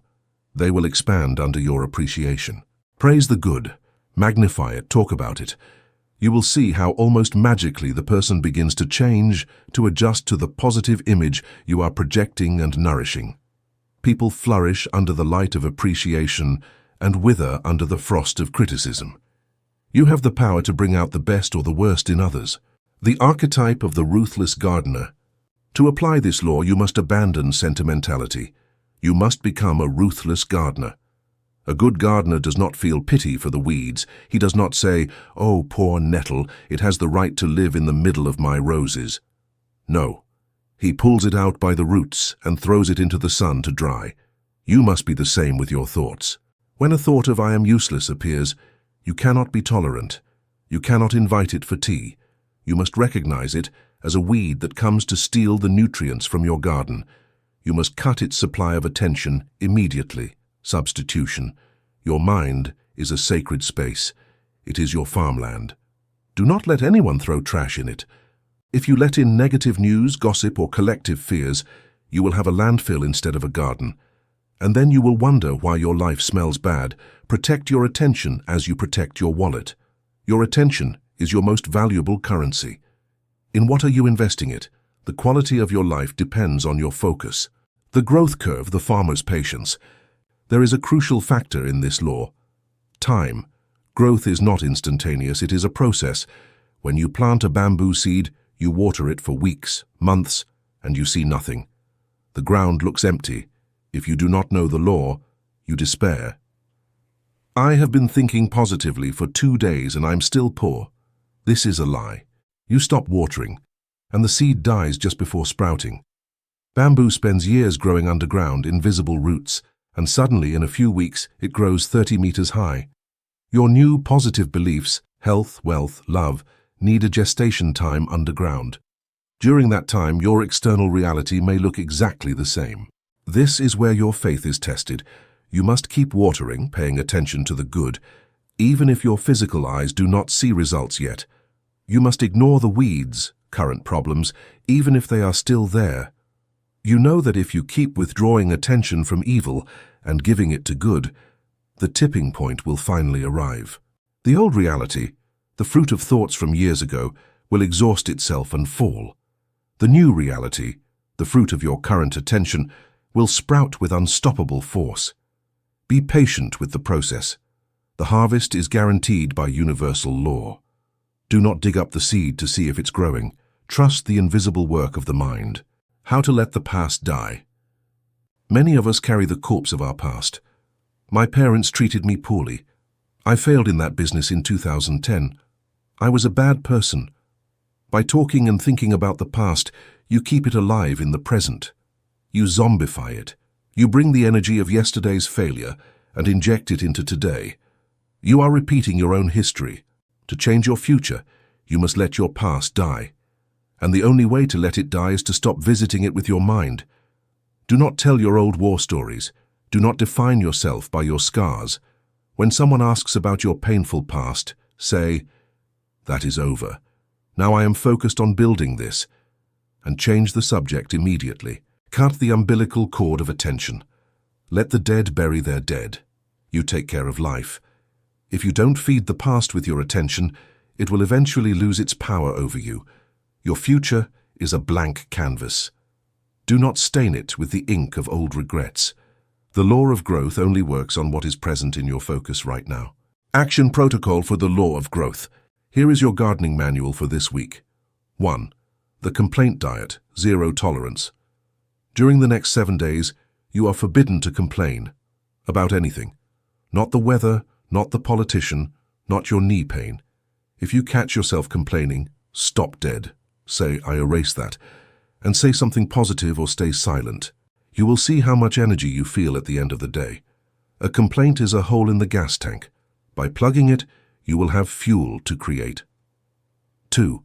The gratitude journal, drip irrigation. Each night, write 3 things that grew today or that you want to grow. Thank you for my daughter's smile. Thank you for the money. By writing it, you are putting a laser spotlight on those things. You are guaranteeing that tomorrow there will be more of that. 3. The negative news boycott. If the world is in crisis, you do not need every morbid detail. Knowing it does not help victims. It only depresses you and makes you useless for helping others. Withdraw your attention from the collective drama. Use that attention to improve your own life and that of your immediate community. Be part of the solution, not a spectator of the problem. Your garden is your responsibility. What you nourish today will become your reality tomorrow. Choose to grow beauty and abundance. Chapter 7. The Law of Forgiveness, the master key to spiritual freedom and the dissolution of blockages. You have reached the iron door. Up to now we have talked about how to generate mental power, how to relax the body, how to visualize, and how to focus attention. All of that is wonderful. It is like learning to drive a Formula One Ferrari. You have the engine, you have the fuel, and you have the map. It is a machine designed for pure speed. But imagine that, with all that power under the hood, the car is chained to a concrete wall with an unbreakable steel chain. You floor the accelerator. The engine roars, dual factor. The wheels spin and burn rubber, practice. There is a lot of noise, a lot of smoke, a lot of energy spent, but the car does not move even a single millimeter. If you keep accelerating without releasing the chain, the engine will eventually explode. That chain is called resentment. And the only tool capable of cutting that chain, the only key that opens the lock, is the law of forgiveness. Welcome to Chapter 7. It is likely that you feel resistance upon hearing this title. The human ego hates to forgive. The ego feeds on being right, on being the victim, and on collecting the debt. But I will tell you with the brutal honesty that this training requires. You cannot have a successful, healthy, and happy life if you harbor resentment in your heart. It is metaphysically impossible. You can visualize prosperity, but if you hate, the pipes are blocked. The mechanics of the short circuit. To understand why forgiveness is vital, we must stop seeing it as a religious or moral issue. Forget for a moment whether being good is the right thing to do. We are going to talk about electricity. You are a conduit for divine energy, life, intelligence, love, substance. That energy flows through you to manifest in your world right now. For the current to flow, the wire must be intact and clean. Resentment, hatred, condemnation, and guilt act as insulating materials. Or worse yet, they act as a short circuit. When you hate someone, you create an energetic knot in your psyche. The energy reaches that point, crashes, and stagnates. Stagnant energy always rots the container. In the physical body, crystallized resentment manifests as arthritis, rheumatism, ulcers, tumors, and autoimmune diseases. The body attacks itself because the mind is attacking another, and for the subconscious, there is no other, there is only me. In finance, resentment blocks the flow. If you envy the rich, you associate money with pain. The law of forgiveness states, you must release all who have offended you, and you must release yourself from all condemnation if you wish to be free to receive good. It is not a favor you do for the other person. They might not even find out. It is a favor you do for yourself to save your own life. It is the ultimate act of self-preservation. The myth of the prisoner and the jailer. Visualize this. You have decided to put your enemy in jail. That person who betrayed you, the one who humiliated you. You build a cell in your mind and lock them there. You say, "I will never let you out. You are going to pay for what you did." But to ensure the prisoner does not escape, you have to sit in a chair right in front of the cell door. You must watch day and night. You cannot go on vacation because they would escape. You cannot concentrate on creating your future because you have to guard the past. You cannot enjoy life because your attention is fixed on the prisoner. Who is really a prisoner, both of you? Your resentment ties you to the person you most despise today. It is a steel bond stronger than love. Wherever you go, you carry your enemy on your back. You sleep with them, you eat with them. The law of forgiveness is simply the act of opening the cell door and saying, "Go." Not because you deserve freedom, but because I deserve to be free from watching you. When you let go of the other, you reclaim life. What forgiveness is not, clearing the confusion. The greatest resistance to forgiveness comes from a misunderstanding of the word. Let's clarify what forgiving is not, so your logical mind can accept it. Forgiving is not condoning. It doesn't mean saying, "What you did was okay." If someone robbed you, the robbery was wrong. That is a fact. Forgiveness does not turn evil into good at all. Forgiving is not reconciling. It doesn't mean you have to be friends again, invite them to dinner, or return to an abusive partner. You can forgive someone and wisely decide never to see them again. Forgiveness is internal. The relationship is external. Forgiving is not forgetting. You won't get amnesia. You will remember, but without the pain. The fact will lose its emotional charge. It will be a neutral datum, like remembering it rained last Tuesday. Forgiving is not a feeling. It is a decision. Many say, "I just don't feel like forgiving." You don't have to feel it. You have to decide it. Peace comes later. Forgiveness is an act of rational will that eventually permeates the heart. The mathematical equation of the Lord's Prayer. The great metaphysical master Emmet Fox pointed out something unsettling about the world's most famous prayer, the Our Father. Jesus inserted a conditional clause, a legal contract, in the middle of the prayer. Forgive us our debts, offenses, as we also have forgiven our debtors, offenders. Analyze the phrase as we. It is an equation. It is not a plea. It is a mathematical formula of equivalence. You are telling the universe, "God, please treat me exactly the same way I treat my neighbor." If you criticize your neighbor, you are asking to be criticized. If you harbor resentment for a small offense, you are asking the universe to harbor resentment against you for your errors. If you forgive totally, you are opening the floodgate to be forgiven and blessed totally. You establish the measure. You are the judge who dictates your own sentence. You cannot ask life to be merciful to you if you are implacable with others. The law of cause and effect does not allow it. Forgiveness is the only way to break negative karma. How to forgive, the scientific method. We understand the why. Now let's go to the how. How do you forgive the unforgivable? How do you forgive a childhood of abuse, a betrayal, or a scam that ruined you? You cannot do it with willpower alone. You need a spiritual technique. Here is the protocol for dissolving resentment. Step 1, the renunciation of human justice. You must see. You must accept that you are not the judge of the universe. Trying to balance the scales on your own, an eye for an eye, is exhausting and always fails. Hand the case over to the higher court. Tell yourself, "I renounce my right to revenge. I leave this in the hands of universal law, which is perfect and just. I withdraw from the case now." This relieves an immense burden. It is no longer your job to punish. Step 2, the release the rope technique. Imagine you are playing tug of war with your enemy. There is a tense rope between you. You are exhausted, your hands bleed. To win, you don't have to pull harder. You just have to let go of the rope. They fall and you become free. Every time the memory of the person comes, visualize that you release the rope. Say, "I release you and let you go. You are free and I am free." Step 3, the challenge of blessing, the trial by fire. This is the advanced step that guarantees complete healing. Jesus said, "Bless those who curse you." Why ask something so hard? For mental science. You cannot think two opposite things at once, law of substitution. You cannot wish good and evil simultaneously. If you force yourself to wish your enemy well, you nullify the evil in your own mind. You don't have to wish them a lottery win. Simply affirm, I wish that they find peace and light. I wish that they evolve. You fill yourself. Remember, the channel you benefits from the flow before it reaches the destination. You cannot pour perfume on another without a few drops falling on you. By wishing them light, you become light. By wishing them healing, you heal the parts of yourself that were tied to that conflict. It is a selfish act of the highest spiritual order.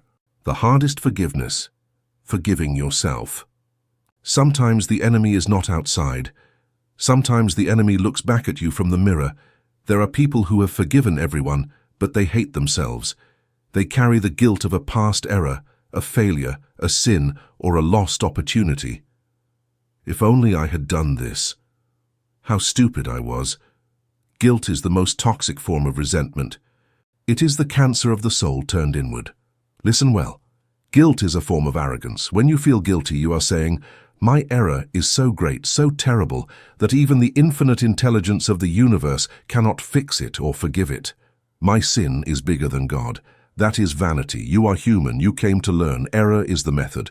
Punishing yourself today for something you did 10 years ago does not fix the past. It only destroys your present and your future. You must apply the law of forgiveness to yourself with the same rigor. Look in the mirror and say, I did what I could with the consciousness I had then. Today I know more and will do better. I forgive myself. The 7-day forgiveness diet. Just as with the mental diet, I propose a radical practical exercise. Make a list of all the people who have hurt you in your life, from the kid who pushed you at recess to the partner who robbed you. Include yourself on the list. Include God or fate if you feel life has been unfair to you. Spend 7 days cleaning this entire list. Take one name each morning. Close your eyes. Visualize that person in front of you. Say mentally, you and I are children of the same universe. There was pain, but today I decide to cut the bond of pain. I forgive you completely. You owe me nothing. I owe you nothing. The account is settled. Go in peace as I go in mine. It is over. Visualize golden scissors cutting a black cord that unites you. Watch as that person walks away until they disappear on the horizon. Feel the lightness in your chest. If the hatred returns the next day, do not despair. Forgive again. Forgiveness is done in layers like peeling an onion. You might have to forgive 70 times 7. Be patient. But a day will come, I promise you, when you will hear that person's name and feel nothing. No hatred, no pain, no love, only a peaceful neutrality. That day you will have healed. That day, the cancer will have disappeared from your soul. You will be a new being, unburdened and ready to soar to the heights of your own divine potential. Emmet Fox's Golden Gate. Emmet Fox called forgiveness the Golden Gate.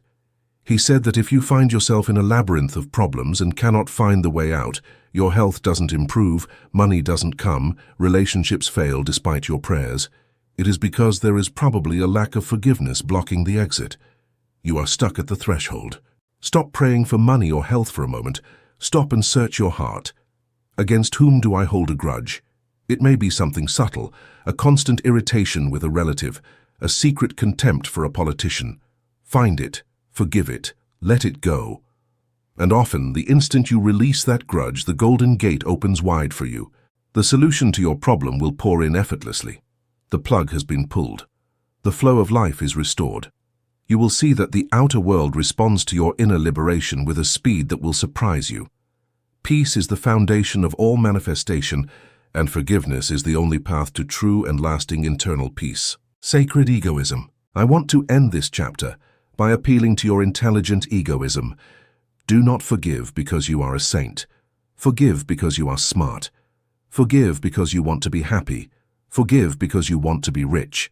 Forgive because you want to be healthy. You cannot afford the luxury of a single thought of hate. It is simply too expensive. It costs you your peace of mind and your vitality. Hatred is a luxury item that only the ignorant can afford. The wise person knows that the price is their own soul and their own future. Be a sacred egoist. Guard your mental garden with such zeal that you do not allow any trash from the past to remain there for 1 second longer. Now that we have cleaned the channel, now that we have cut the chains of the past and released the handbrake, we are ready to understand how the future is built. If forgiveness cleans the past, what law governs what will happen tomorrow? Is it chance? Is it luck? No. It is an iron law, exact and mathematical, with no exceptions. Chapter 8, The Law of Cause and Effect. Imagine you are walking through a forest, and you find a bright, perfect red apple lying on the ground. You look up. What do you expect to see? Do you expect to see a coconut tree? Do you expect to see an oak? Do you expect to see a cloud raining apples? No. If you are a sane person, you know with absolute certainty that if there is an apple on the ground, there must be an apple tree above. It is impossible for that apple to have appeared there by luck. It is impossible for it to have fallen from a pear tree. Nature does not play dice. Nature is a mathematical system of exact correspondences. The apple, the effect, is irrefutable proof of the existence of the apple tree, the cause. However, when we look at our own lives, we forget this elementary logic. We see the fruit of our life, an empty bank account, a sick body, a painful loneliness, and we look at the sky and cry, "How unlucky I am! Why is fate so cruel? Why is God punishing me?" We act as if the apple fell from the sky on a whim. We refuse to look up to see the tree that we ourselves planted. Welcome to Chapter 8, The Law of Cause and Effect. Often called the iron law of the universe, this is the law that keeps the stars in their courses and your cells together. It establishes a simple, brutal, and liberating truth. Everything that happens in your life is an effect that has a specific cause. Nothing is accidental. If you want to change the effect, you must identify and change the cause. Today we are going to kill the greatest and most destructive myth in the history of humanity, the myth of luck. Luck does not exist. Chance is only the name we give to a law we do not understand. You are not a leaf in the wind. You are the gardener, the divine order of the universe. To accept this law, you must first accept a philosophical premise. We live in a cosmos, not in a chaos. Cosmos means order. If the universe were random, if gravity worked on Mondays but not on Tuesdays, if fire burned sometimes and froze other times, life would be impossible. We could not build bridges, cook, or plan anything. Science, engineering, and life itself depend on the predictability of laws. What this audiobook is telling you is that this same order governs your mind and your destiny. There is no such thing as a mental accident or a spiritual coincidence. There is a direct line, invisible but made of steel, connecting what you think, cause, with what you live, effect. Thoughts are causes, conditions are effects. This is the master equation. If you are financially broke, effect, it is not because of the economy or the government or your boss. Those are just secondary channels. The first cause is your mentality of lack, your limiting beliefs about money, and your vibration of poverty. If you have conflictive relationships, effect, it is not because all men, women are bad.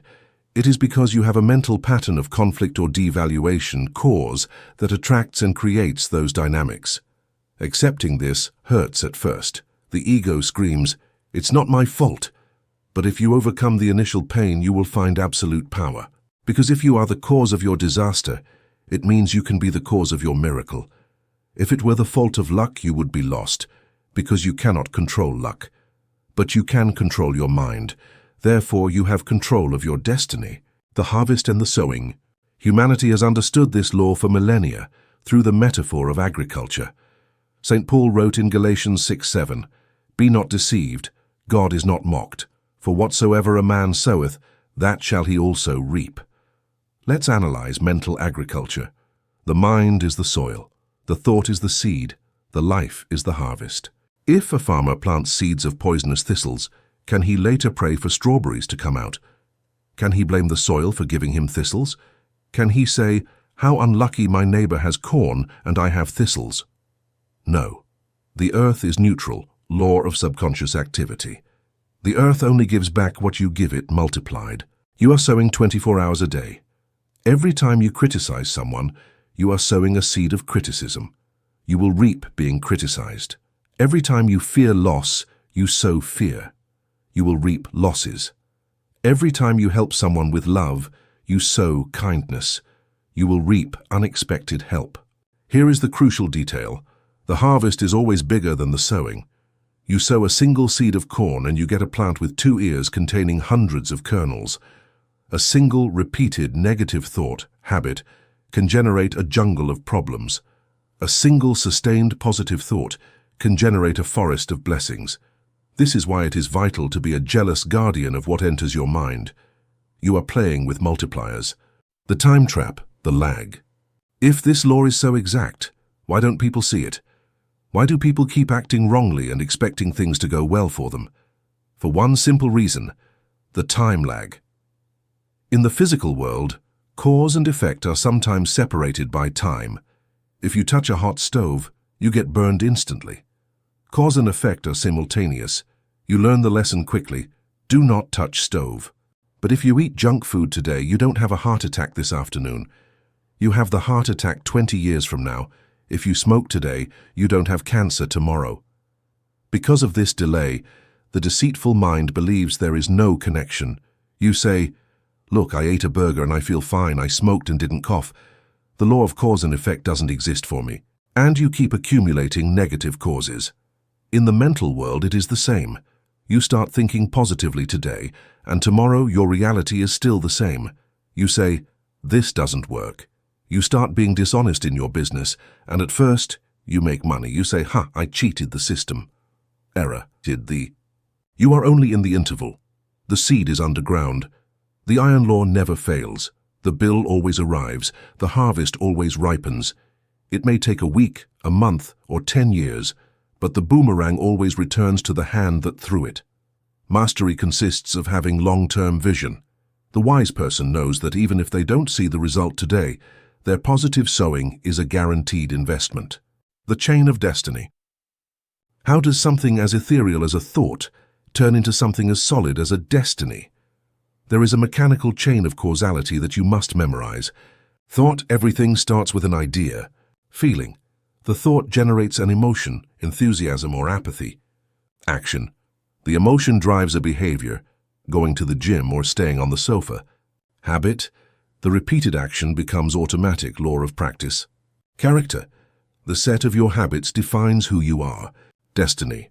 Your character determines your destiny. People want to change their destiny, step 6, without changing their thoughts in step 1. They want to lose weight, destiny, but they keep thinking like fat people, thought. It is impossible. It is like trying to clean the shadow of a stain without cleaning the stain itself. If you attack the problem at the level of action, willpower, you will tire and bounce back. You must go to the first cause, the thought. Change the mentality, and the action will flow on its own.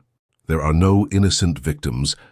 We reach the hardest part of this chapter, a part that may offend your sensitivity, but that is necessary for your liberation. In the strict metaphysical sense, there are no victims.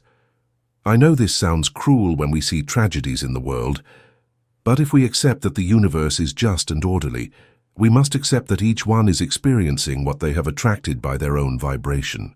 If you always find partners who cheat on you, it is not bad luck. You are the common denominator. There is something in your consciousness, perhaps a belief of "I am not enough" or "men/women are traitors," that is emitting a radio signal. That signal attracts traitors like honey to flies. If you change cities but don't change the signal, you will find a new traitor. The cause is in you. This does not mean you should feel guilty. Guilt is useless and toxic. It means you are responsible. Responsibility means ability to respond. As long as you see yourself as a victim of bad luck, you are powerless. The moment you say, "I created this disaster with my past ignorance," you take back the helm. Assuming radical responsibility is the greatest act of empowerment. The mental boomerang. The law of cause and effect works in a circle. What you give, you receive, but it doesn't always come back from the same person you gave it to. It returns from the universe. If you steal from someone, maybe that person won't steal from you, but life will take away something, health, opportunity, peace, of an equivalent or greater value. If you help a stranger who cannot pay you back, maybe he won't return the favor, but life will send someone to help you when you need it most. Therefore, the most intelligent and selfish strategy, in the good sense, is to be benevolent. Treat others not as they deserve, but as you want to be treated. Do not criticize so as not to be criticized. Do not judge so as not to be judged. Be generous so that life will be generous with you. Do not do it for morality. Do it for intelligence. You are throwing boomerangs. Make sure that what you throw is something you want to hit you in the face when it comes back.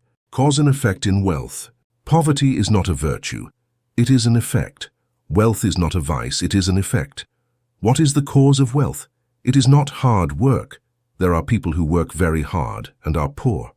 It is not education. There are poor doctors and rich entrepreneurs without studies. The cause of wealth is providing value. The law of cause and effect in the economy says, your income will be directly proportional to the value you bring to the market and the difficulty of replacing you. If you help many people or solve a big problem, the inevitable effect is that money will flow toward you. Money is simply the world's applause for a service well rendered.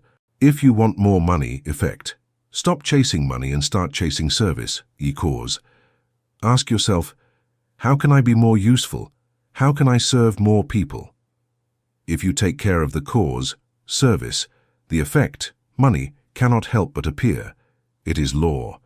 Reverse diagnosis, life engineering. How do we apply this today? Use the technique of reverse engineering. Look at your current life, make a list of the effects you don't like. Effect, overweight. Effect, debt. Effect, anxiety. Now trace backward, be honest, brutally honest. Cause of overweight. I eat out of anxiety and don't move. Mental cause. I feel empty and try to fill myself with food. Lack of self-love. Cause of debt. I spend more than I earn. Mental cause. I need to impress others to feel valuable. Belief in scarcity. Cause of anxiety. I try to control everything. Mental cause. Lack of faith in life. Law of relaxation violated. Once you identify the mental cause, apply the previous laws. Substitution, forgiveness, dual factor to change it. Stop fighting the fat or the debt. Heal the mind that created them. When you heal the root, the tree changes. Good luck is manufactured. Seneca said, luck is what happens when preparation meets opportunity. You can manufacture your own good luck by applying massive positive causes. Study more than others. Work with more enthusiasm than others. Visualize with more faith than others. Be kinder than others. You are buying tickets for the lottery of success. The more tickets you have, causes, the more likely it is that you will win the prize, effect. Lazy people buy a single ticket and complain. The magician buys 1,000 tickets every day with his actions and thoughts. To the external observer, it will seem you are lucky. You will know it is cause and effect working in your favor. Chapter 9. The Law of Belief. The map is not the territory and the prophecy of colored glasses. Two men look through the same bars of the same prison cell. One looks down and sees dirty mud, rats, and misery. He feels depressed, trapped, and hopeless. The other looks up and sees the stars, the full moon, and the vastness of the sky. He feels connected, hopeful, and free in his spirit. Both are in the exact same physical place. Both have the same amount of money in their pocket, 0. Both have the same food. The objective reality is identical. However, they live in two completely different universes. One lives in hell. The other lives in a school of patience. What makes the difference? It is not the bars, it is the filter through which they process the bars. Welcome to Chapter 9, the Law of Belief. This law is perhaps the most cited in the sacred texts of all religions and the most studied by modern psychology. The Bible says it with surgical precision, "If thou canst believe, all things are possible to him that believeth." Mark 9:23. And also, according to your faith be it unto you. William James, the father of American psychology, said it another way. Belief creates the actual fact. The law of belief states, whatever you believe with conviction becomes your reality. You do not see the world as it is, you see the world as you are. Your beliefs are not passive records, they are active blueprints. They are the colored glasses you put on years ago and no longer remember you are wearing. If you wear red glasses, everything looks red. If someone tells you the wall is white, You will argue to the death that it is red, because for you, it is red. Your perception is your reality, and your belief dictates your entire perception. Facts versus beliefs, the great confusion. The first step to mastering this law is learning to distinguish between a fact and a belief. Most people live enslaved because they confuse the two. Fact: I am 50 years old. Belief: at 50 it is too late to start a business. Fact: there is an economic crisis with 10% unemployment. Belief: it is impossible to find work now. Fact: my partner left me. Belief: no one will ever love me again because I am not enough. The fact is neutral. It is a datum, like a rock in the road. The belief is the story you tell yourself about what that datum means. It is what you decide to do with the rock. Build a wall or build a bridge. It is your personal interpretation. The problem is that we treat our limiting beliefs as if they were immovable facts. We defend our limitations with ferocity. We say, I'm just being realistic. No, you are not being realistic. You are a believer in a limited reality. There are people who start empires at 50. There are people who find the love of their life at 80. For them, the fact was the same, but their belief was different, and their belief altered the outcome of the fact. Your mind searches for evidence to support what you already hold to be true. If you change the internal premise, you change the external result. This is the foundation of all mental transformation and personal power. The reticular activating system, your internal Google. How does this work at a biological level? Is it magic? No. It is pure neuroscience. At the base of your brain exists an organ called the reticular activating system, RAS. Its function is to filter information. Your senses receive millions of bits of information per second. If your brain processed everything, you would go crazy. The RAS acts like a nightclub bouncer. It only lets in information that is important to you. And what determines what is important? Your beliefs. If you deeply believe, people are mean and want to scam me, you have given an order to your RAS. Filter everything and show me only the evil. This dictates your daily experience. You can walk down a street full of smiling people, children playing and acts of kindness, and you will see none of it. Your brain will literally erase that information. But as soon as you see someone with a frown in a dark corner, your RAS will light up. There, you see, you were right. Your belief seeks constant confirmation. This is called confirmation bias.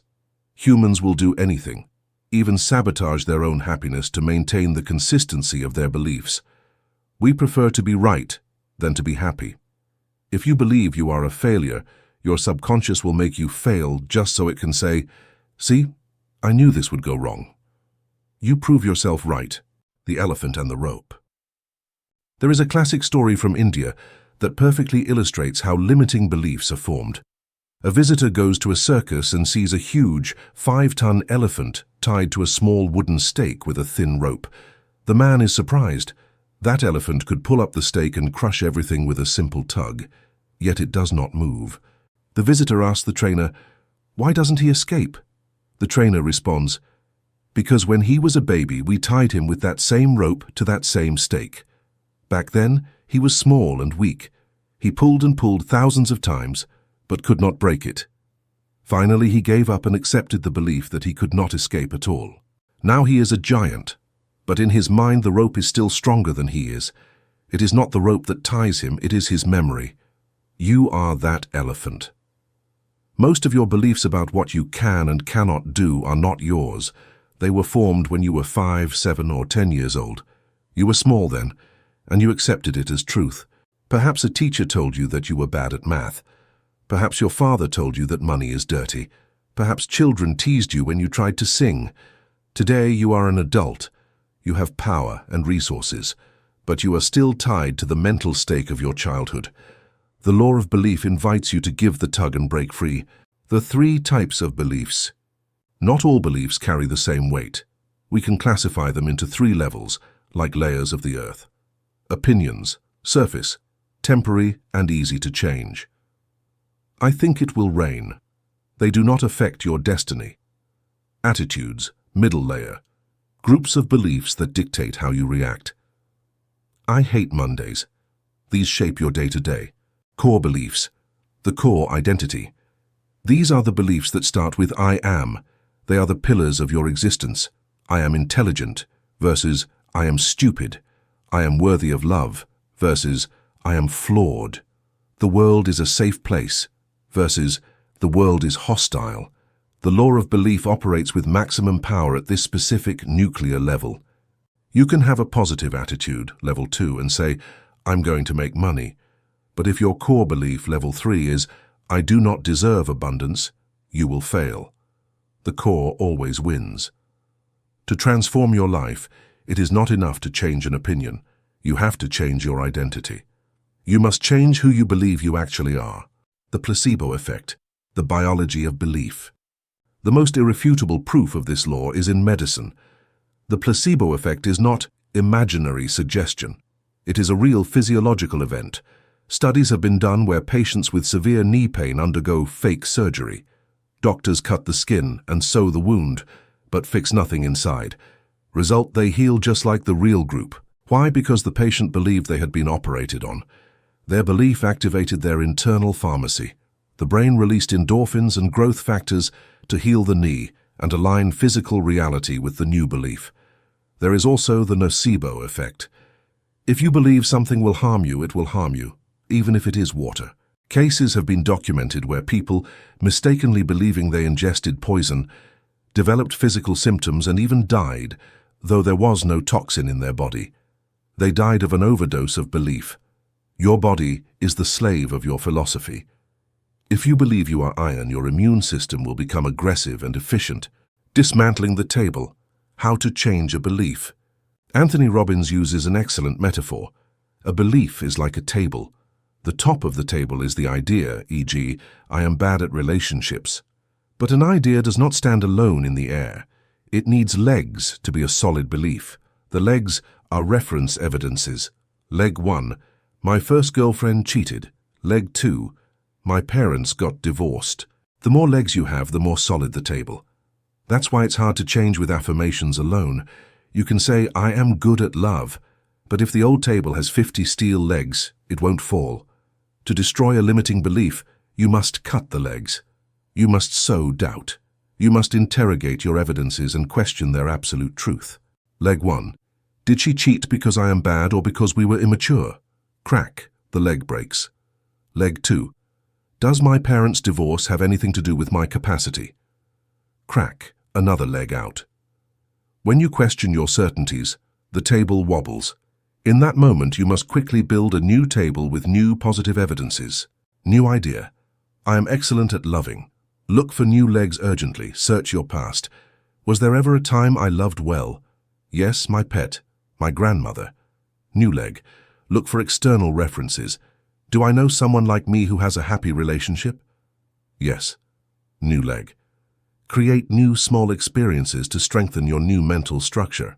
The law of the self-fulfilling prophecy. This is the social manifestation of the law of belief. If you believe you are unfriendly and boring, how do you behave at a party? You stay in a corner, avoid eye contact, cross your arms, and answer in monosyllables. You are on the defensive. People, seeing your body language, do not approach. They think you want to be alone. No one talks to you. You go home and say, see, no one talked to me. I was right. I am boring. No, you created the rejection with your behavior, which was dictated by your belief. If you had believed, I am interesting, you would have been open. Your beliefs dictate your behavior, and your behavior dictates your final results. The power of identity, I am. The two most powerful words in the universe are I am. Everything you put after those two words is a direct order to your subconscious to rewrite your reality. Never, ever finish a negative sentence after I am. I am sick means you are claiming illness as your identity. Say I am going through a healing process instead. I am poor. Say I am in a temporary liquidity situation, but do not label yourself. The law of belief tells us that we always act consistently with who we believe we are. If you believe you are a punctual person, you will feel physically uncomfortable if you are late. Your identity forces you to comply with your belief. If you want to change your habits, change your definition of identity first. Stop saying I am trying to quit smoking. identity of a smoker who sacrifices. Start saying, I don't smoke. I am a healthy person. Identity of a non-smoker. The non-smoker does not smoke no matter what because it is not what he does. It is gone. The software of wealth. Let's talk about money, because this is where beliefs are most infected. Most good people have terrible beliefs about money. Money corrupts, the rich are evil, or you have to suffer to earn money. If you have the program money is bad installed and try to get rich, you are pressing the gas and the brake at once. Your subconscious will sabotage you. If a business opportunity comes, you will forget to call.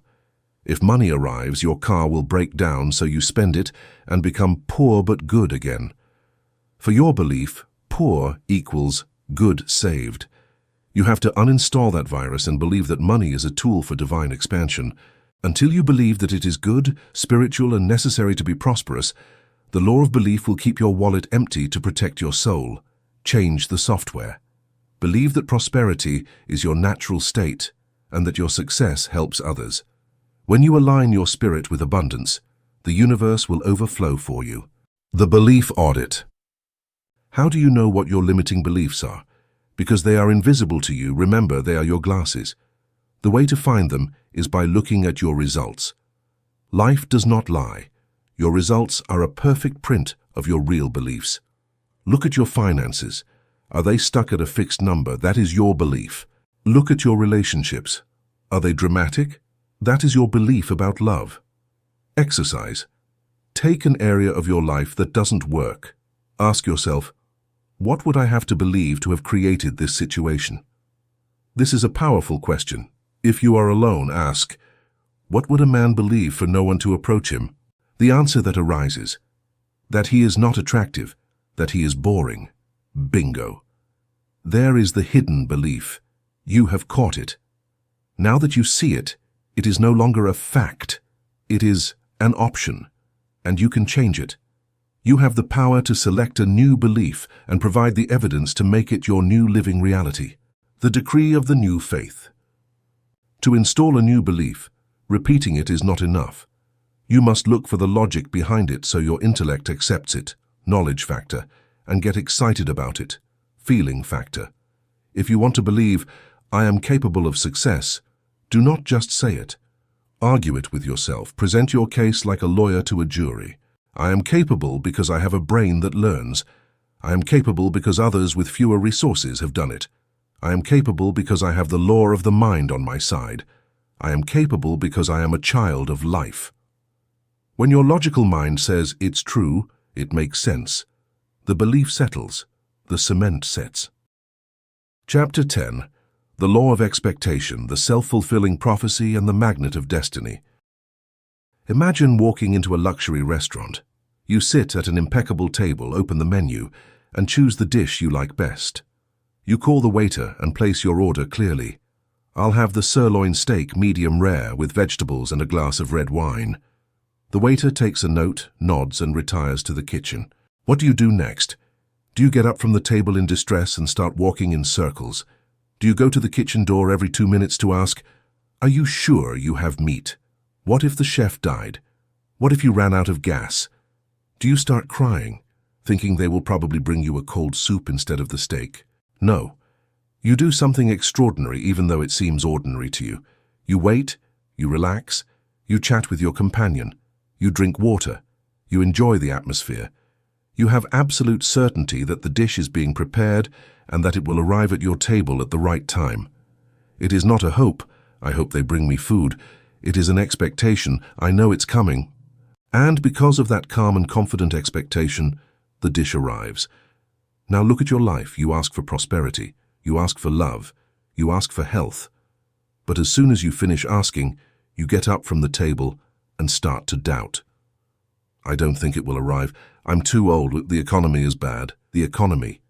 You go to the kitchen of the universe and bother the chef with your anxiety. You cancel the order with your fear, and then you complain that you are still hungry. Welcome to Chapter 10, The Law of Expectation. This is the law that crowns all others. It is the dynamic application of everything we have learned. The law states, Whatever you expect with confidence becomes your own self-fulfilling prophecy. Note the key word, confidence. It's not about what you want.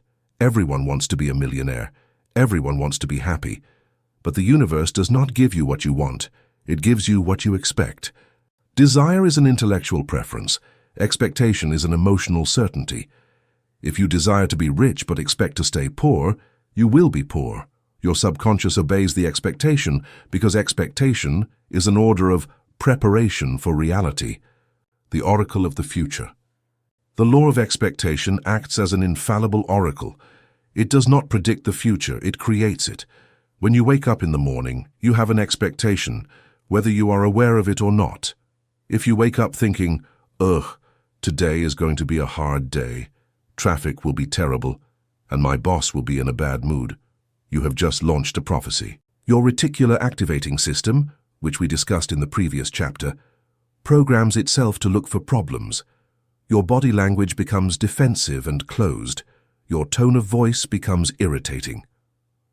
Result: in traffic you notice only the slow cars and you get angry. You arrive at work with a frown. Your boss sees you, perceives your bad vibe, and treats you poorly. You return home and say, "See, I knew it was going to be a horrible day, I'm psychic." You are not psychic. You are the scriptwriter, the director, and the lead actor of your own horror movie. You created the horrible day through negative expectation. Now imagine the opposite. You wake up and say, "Today something wonderful is going to happen." You go out into the street expecting pleasant surprises. You smile. You are kind. In traffic, you take the opportunity to listen to this audiobook and arrive inspired. You arrive at work radiating light. Your boss, who was in a bad mood, calms down when he sees you. He treats you well. You go home and say, "How lucky I am." It's not luck. It is the law of expectation working in your favor. The three sources of expectation. Where do your expectations come from? You weren't born thinking life was hard. As a child, you expected magic. What happened? Your current expectations come from three main sources. You must audit each of them to regain control. 1. Your parents' expectations. The past. If your parents constantly told you, "You are lazy, you will never finish anything, you are clumsy," those words became laws for your childhood subconscious. Unconsciously, as an adult, you continue to expect to fail to stay loyal to your parents' vision. Or conversely, if they told you you can achieve anything, you have an unfair advantage over others. You expect success as something natural. You must check if your expectations are yours or are recordings of old voices. 2. The expectations of others. The present. This is known as the Pygmalion effect. It has been shown in schools that if a teacher believes a student is intelligent, even if they are an average student, that students' grades will rise spectacularly. The teacher's expectation is transmitted non-verbally, and the student fulfills it. If you surround yourself with people who expect little of you, people who see you as the poor thing or the failure, you will feel an invisible pressure to stay down. Surround yourself with people who expect greatness from you. 3. Your own expectations, the future. This is the most powerful source. It is the only one you can control 100% today. It doesn't matter what your parents said. It doesn't matter what your friends say. What you tell yourself is the supreme law. You can nullify any external curse with an internal blessing. You can say, "They expect me to fail, but I expect to triumph." And your expectation will win, because you are the one who holds the key to your subconscious. The biology of hope and fear. Expectation is not just a mental trick, it is a biological event. Your body is always preparing for what you believe is going to happen. Look at an athlete before a race. He expects to run. His heart pumps, his muscles oxygenate, he releases adrenaline, his body optimizes itself for action. Now look at the hypochondriac. He expects to get sick. His body obediently begins to depress the immune system. It starts to generate inflammation. It prepares to receive the illness like an expected guest. In medicine, there is the phenomenon of false pregnancy, pseudocyesis. Women who desire and expect to be pregnant so intensely that their abdomen grows, their breasts produce milk, and their menstrual cycle stops without there being a baby. Expectation is so powerful that it can alter the physical structure of the body to mimic a reality that only exists in the mind. If expectation can create a false pregnancy, what do you think it is doing with your bank account or your relationships? If you expect to be scammed, you will unconsciously emit victim signals, micro gestures, insecure tone of voice that scammers detect like sharks smelling blood. You call them. You invite them. If you expect to do good business, you emit signals of authority and confidence that attract honest partners. Pronoia, the inversion of paranoia. Here I present to you one of the most fun and powerful tools to hack this law. We all know paranoia, the delusional belief that the world is conspiring to harm you. I want you to adopt the opposite philosophy. Pronoia. Pronoia is the delusional and stubborn belief that the entire universe is conspiring to do us good, to make us happy and successful. Imagine living like this. You miss the bus. The paranoid says, "The world hates me." The pronoic says, "The universe didn't want me to get on that bus. Surely it saved me from an accident or wants me to meet someone at the next stop." You get fired from work. The paranoid says, "It's the end." The pronoic says, "Great. The universe is pushing me out of this small place because it has something giant prepared for me and I didn't dare to quit." The amazing thing about pronoia is that by expecting the best from every situation, you find the best. Your mind becomes an opportunity scanner. You constantly turn lead into gold. Pronoic people are invincible. You cannot defeat someone who believes that every defeat is actually part of a master plan for their final victory. The power of acting as if. The fastest way to install a positive expectation is through behavior. There is an old saying in Alcoholics Anonymous that says, "Fake it till you make it." Metaphysically, this is pure gold. If you want to be a confident person but you feel insecure, act as if you were already confident. Walk as your confident version would walk. Speak as he would speak. Dress as he would dress. At first, you will feel like an imposter. This is normal, but remember the law of cause and effect. If you put in the cause, confident behavior, the effect, feeling of confidence, has to follow. Don't wait to feel good to act well. Act well, and the feeling will come running after you. If you want to be rich, start acting as if you were prosperous. It doesn't mean spending money you don't have. It means adopting the attitude of wealth. The rich do not envy, they admire. The rich do not complain about prices. They look for how to earn more. The rich take care of their things. Clean your car, polish your shoes, organize your house. Living in order and dignity is an expectation of wealth. Living in dirt and chaos is an expectation of poverty. Prepare the vessel and the content will arrive. The verbal diet, I hope versus I know. Words are the scaffolding of your expectations. You must eliminate the vocabulary of doubt. Eliminate. Hopefully implies it is unlikely. I'm going to try implies you are going to fail. I don't think I can. It's too good to be true. Never say this. If it is good, it is true, because good is the nature of God. Substitute it with, I look forward to. I know it's going to happen. I am ready for. Something wonderful is on its way. Make sure that when you say, I expect the best, you say it with the energy of someone waiting for an Amazon package that has already been shipped, not someone waiting to win the lottery without buying a ticket. The day expectation fails, the test of faith. What happens when you expect the best and the worst happens? You expected the job and they didn't give it to you. You expected healing and the diagnosis was bad.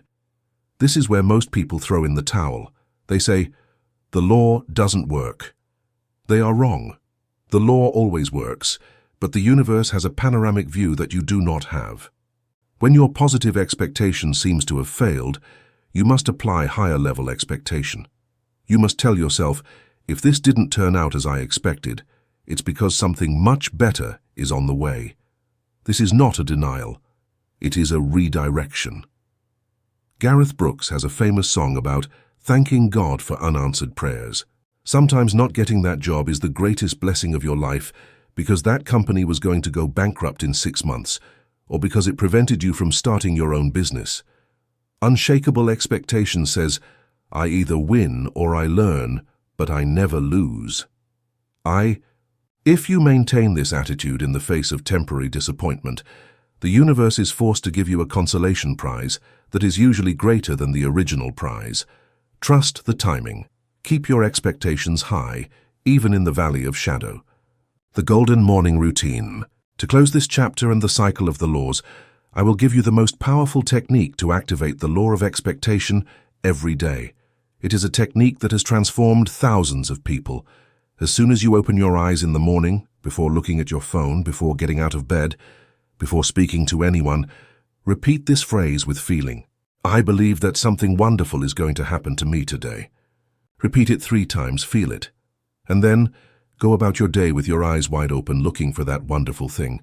You are programming your radar. You are sending the hunting dog of your subconscious to look for the blessing. And I promise you that you will find it. It could be a call, a check, a smile, an idea, a sunset. At the end of the day, before sleeping, ask yourself, what was the wonderful thing that happened to me today? By recognizing it, you close the circuit. You tell your subconscious, good boy, tomorrow I want more. If you do this consistently, your life will become an uninterrupted chain of small and large miracles. You will go from living in grayscale to living in technicolor. Conclusion. The mastery of life. We have reached the end of the road. Or rather, we have reached the starting line. Over the last few hours, we have dismantled reality piece by piece. We have entered the engine room of your mind, audited your beliefs, cleaned the filters of your perception, and handed you the keys to the kingdom. You now possess the necessary knowledge. You know why what happens to you happens. You know that relaxation overcomes effort, that attention feeds reality, and that forgiveness is the only door to freedom. But I must give you a final warning, perhaps the most important of all. Knowledge is not power. Knowledge is only potential power. Unapplied knowledge is actually a poison. If you close this audiobook and return to your usual life, reacting with anger, fearing the future, holding grudges and talking about your miseries, this knowledge will become your judge. Before you were innocent because you did not know. Now you know. And to know and not do is the very definition of spiritual negligence. Do not do that. Mastery of life does not consist in memorizing these 10 laws. It consists in embodying them. It consists in them ceasing to be information in your head and becoming instinct in your cells. It is a shift from the brain to the heart and from the heart to the world. It is the practice of living the truth you have discovered today. System integration. Do not see these 10 laws as separate tools, like a hammer, a screwdriver, and a wrench that you take out from time to time. View them as organs of the same body. They all work together simultaneously in every second of your existence. They are the gears of a divine machine. When one moves, the others respond in a perfect harmony. To begin any change, you need the law of relaxation. Without calm, there is no access. Once relaxed, you give the order to the law of subconscious activity. But to keep that order pure, you need the law of substitution to eliminate doubts. This requires constant law of practice, day after day, to build the new neural highways of your life. You must charge your thoughts with the law of the dual factor, uniting what you know with what you feel. You must guard where you put your attention, using the law of growth to water only the flowers. If something gets blocked, apply the law of forgiveness to clear the pipe.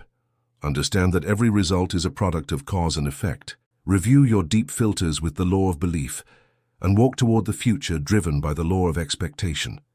It is a perfect dance. It is an ecosystem. If one law fails, the whole system suffers. If you forgive but do not expect good, you stagnate. Mastery is keeping all 10 plates spinning in balance. This is how you create miracles. What is a master? It is easy to misunderstand what it means to be a mental master. People imagine a human being who never gets angry, never feels fear, always smiles, and floats 4 inches off the ground.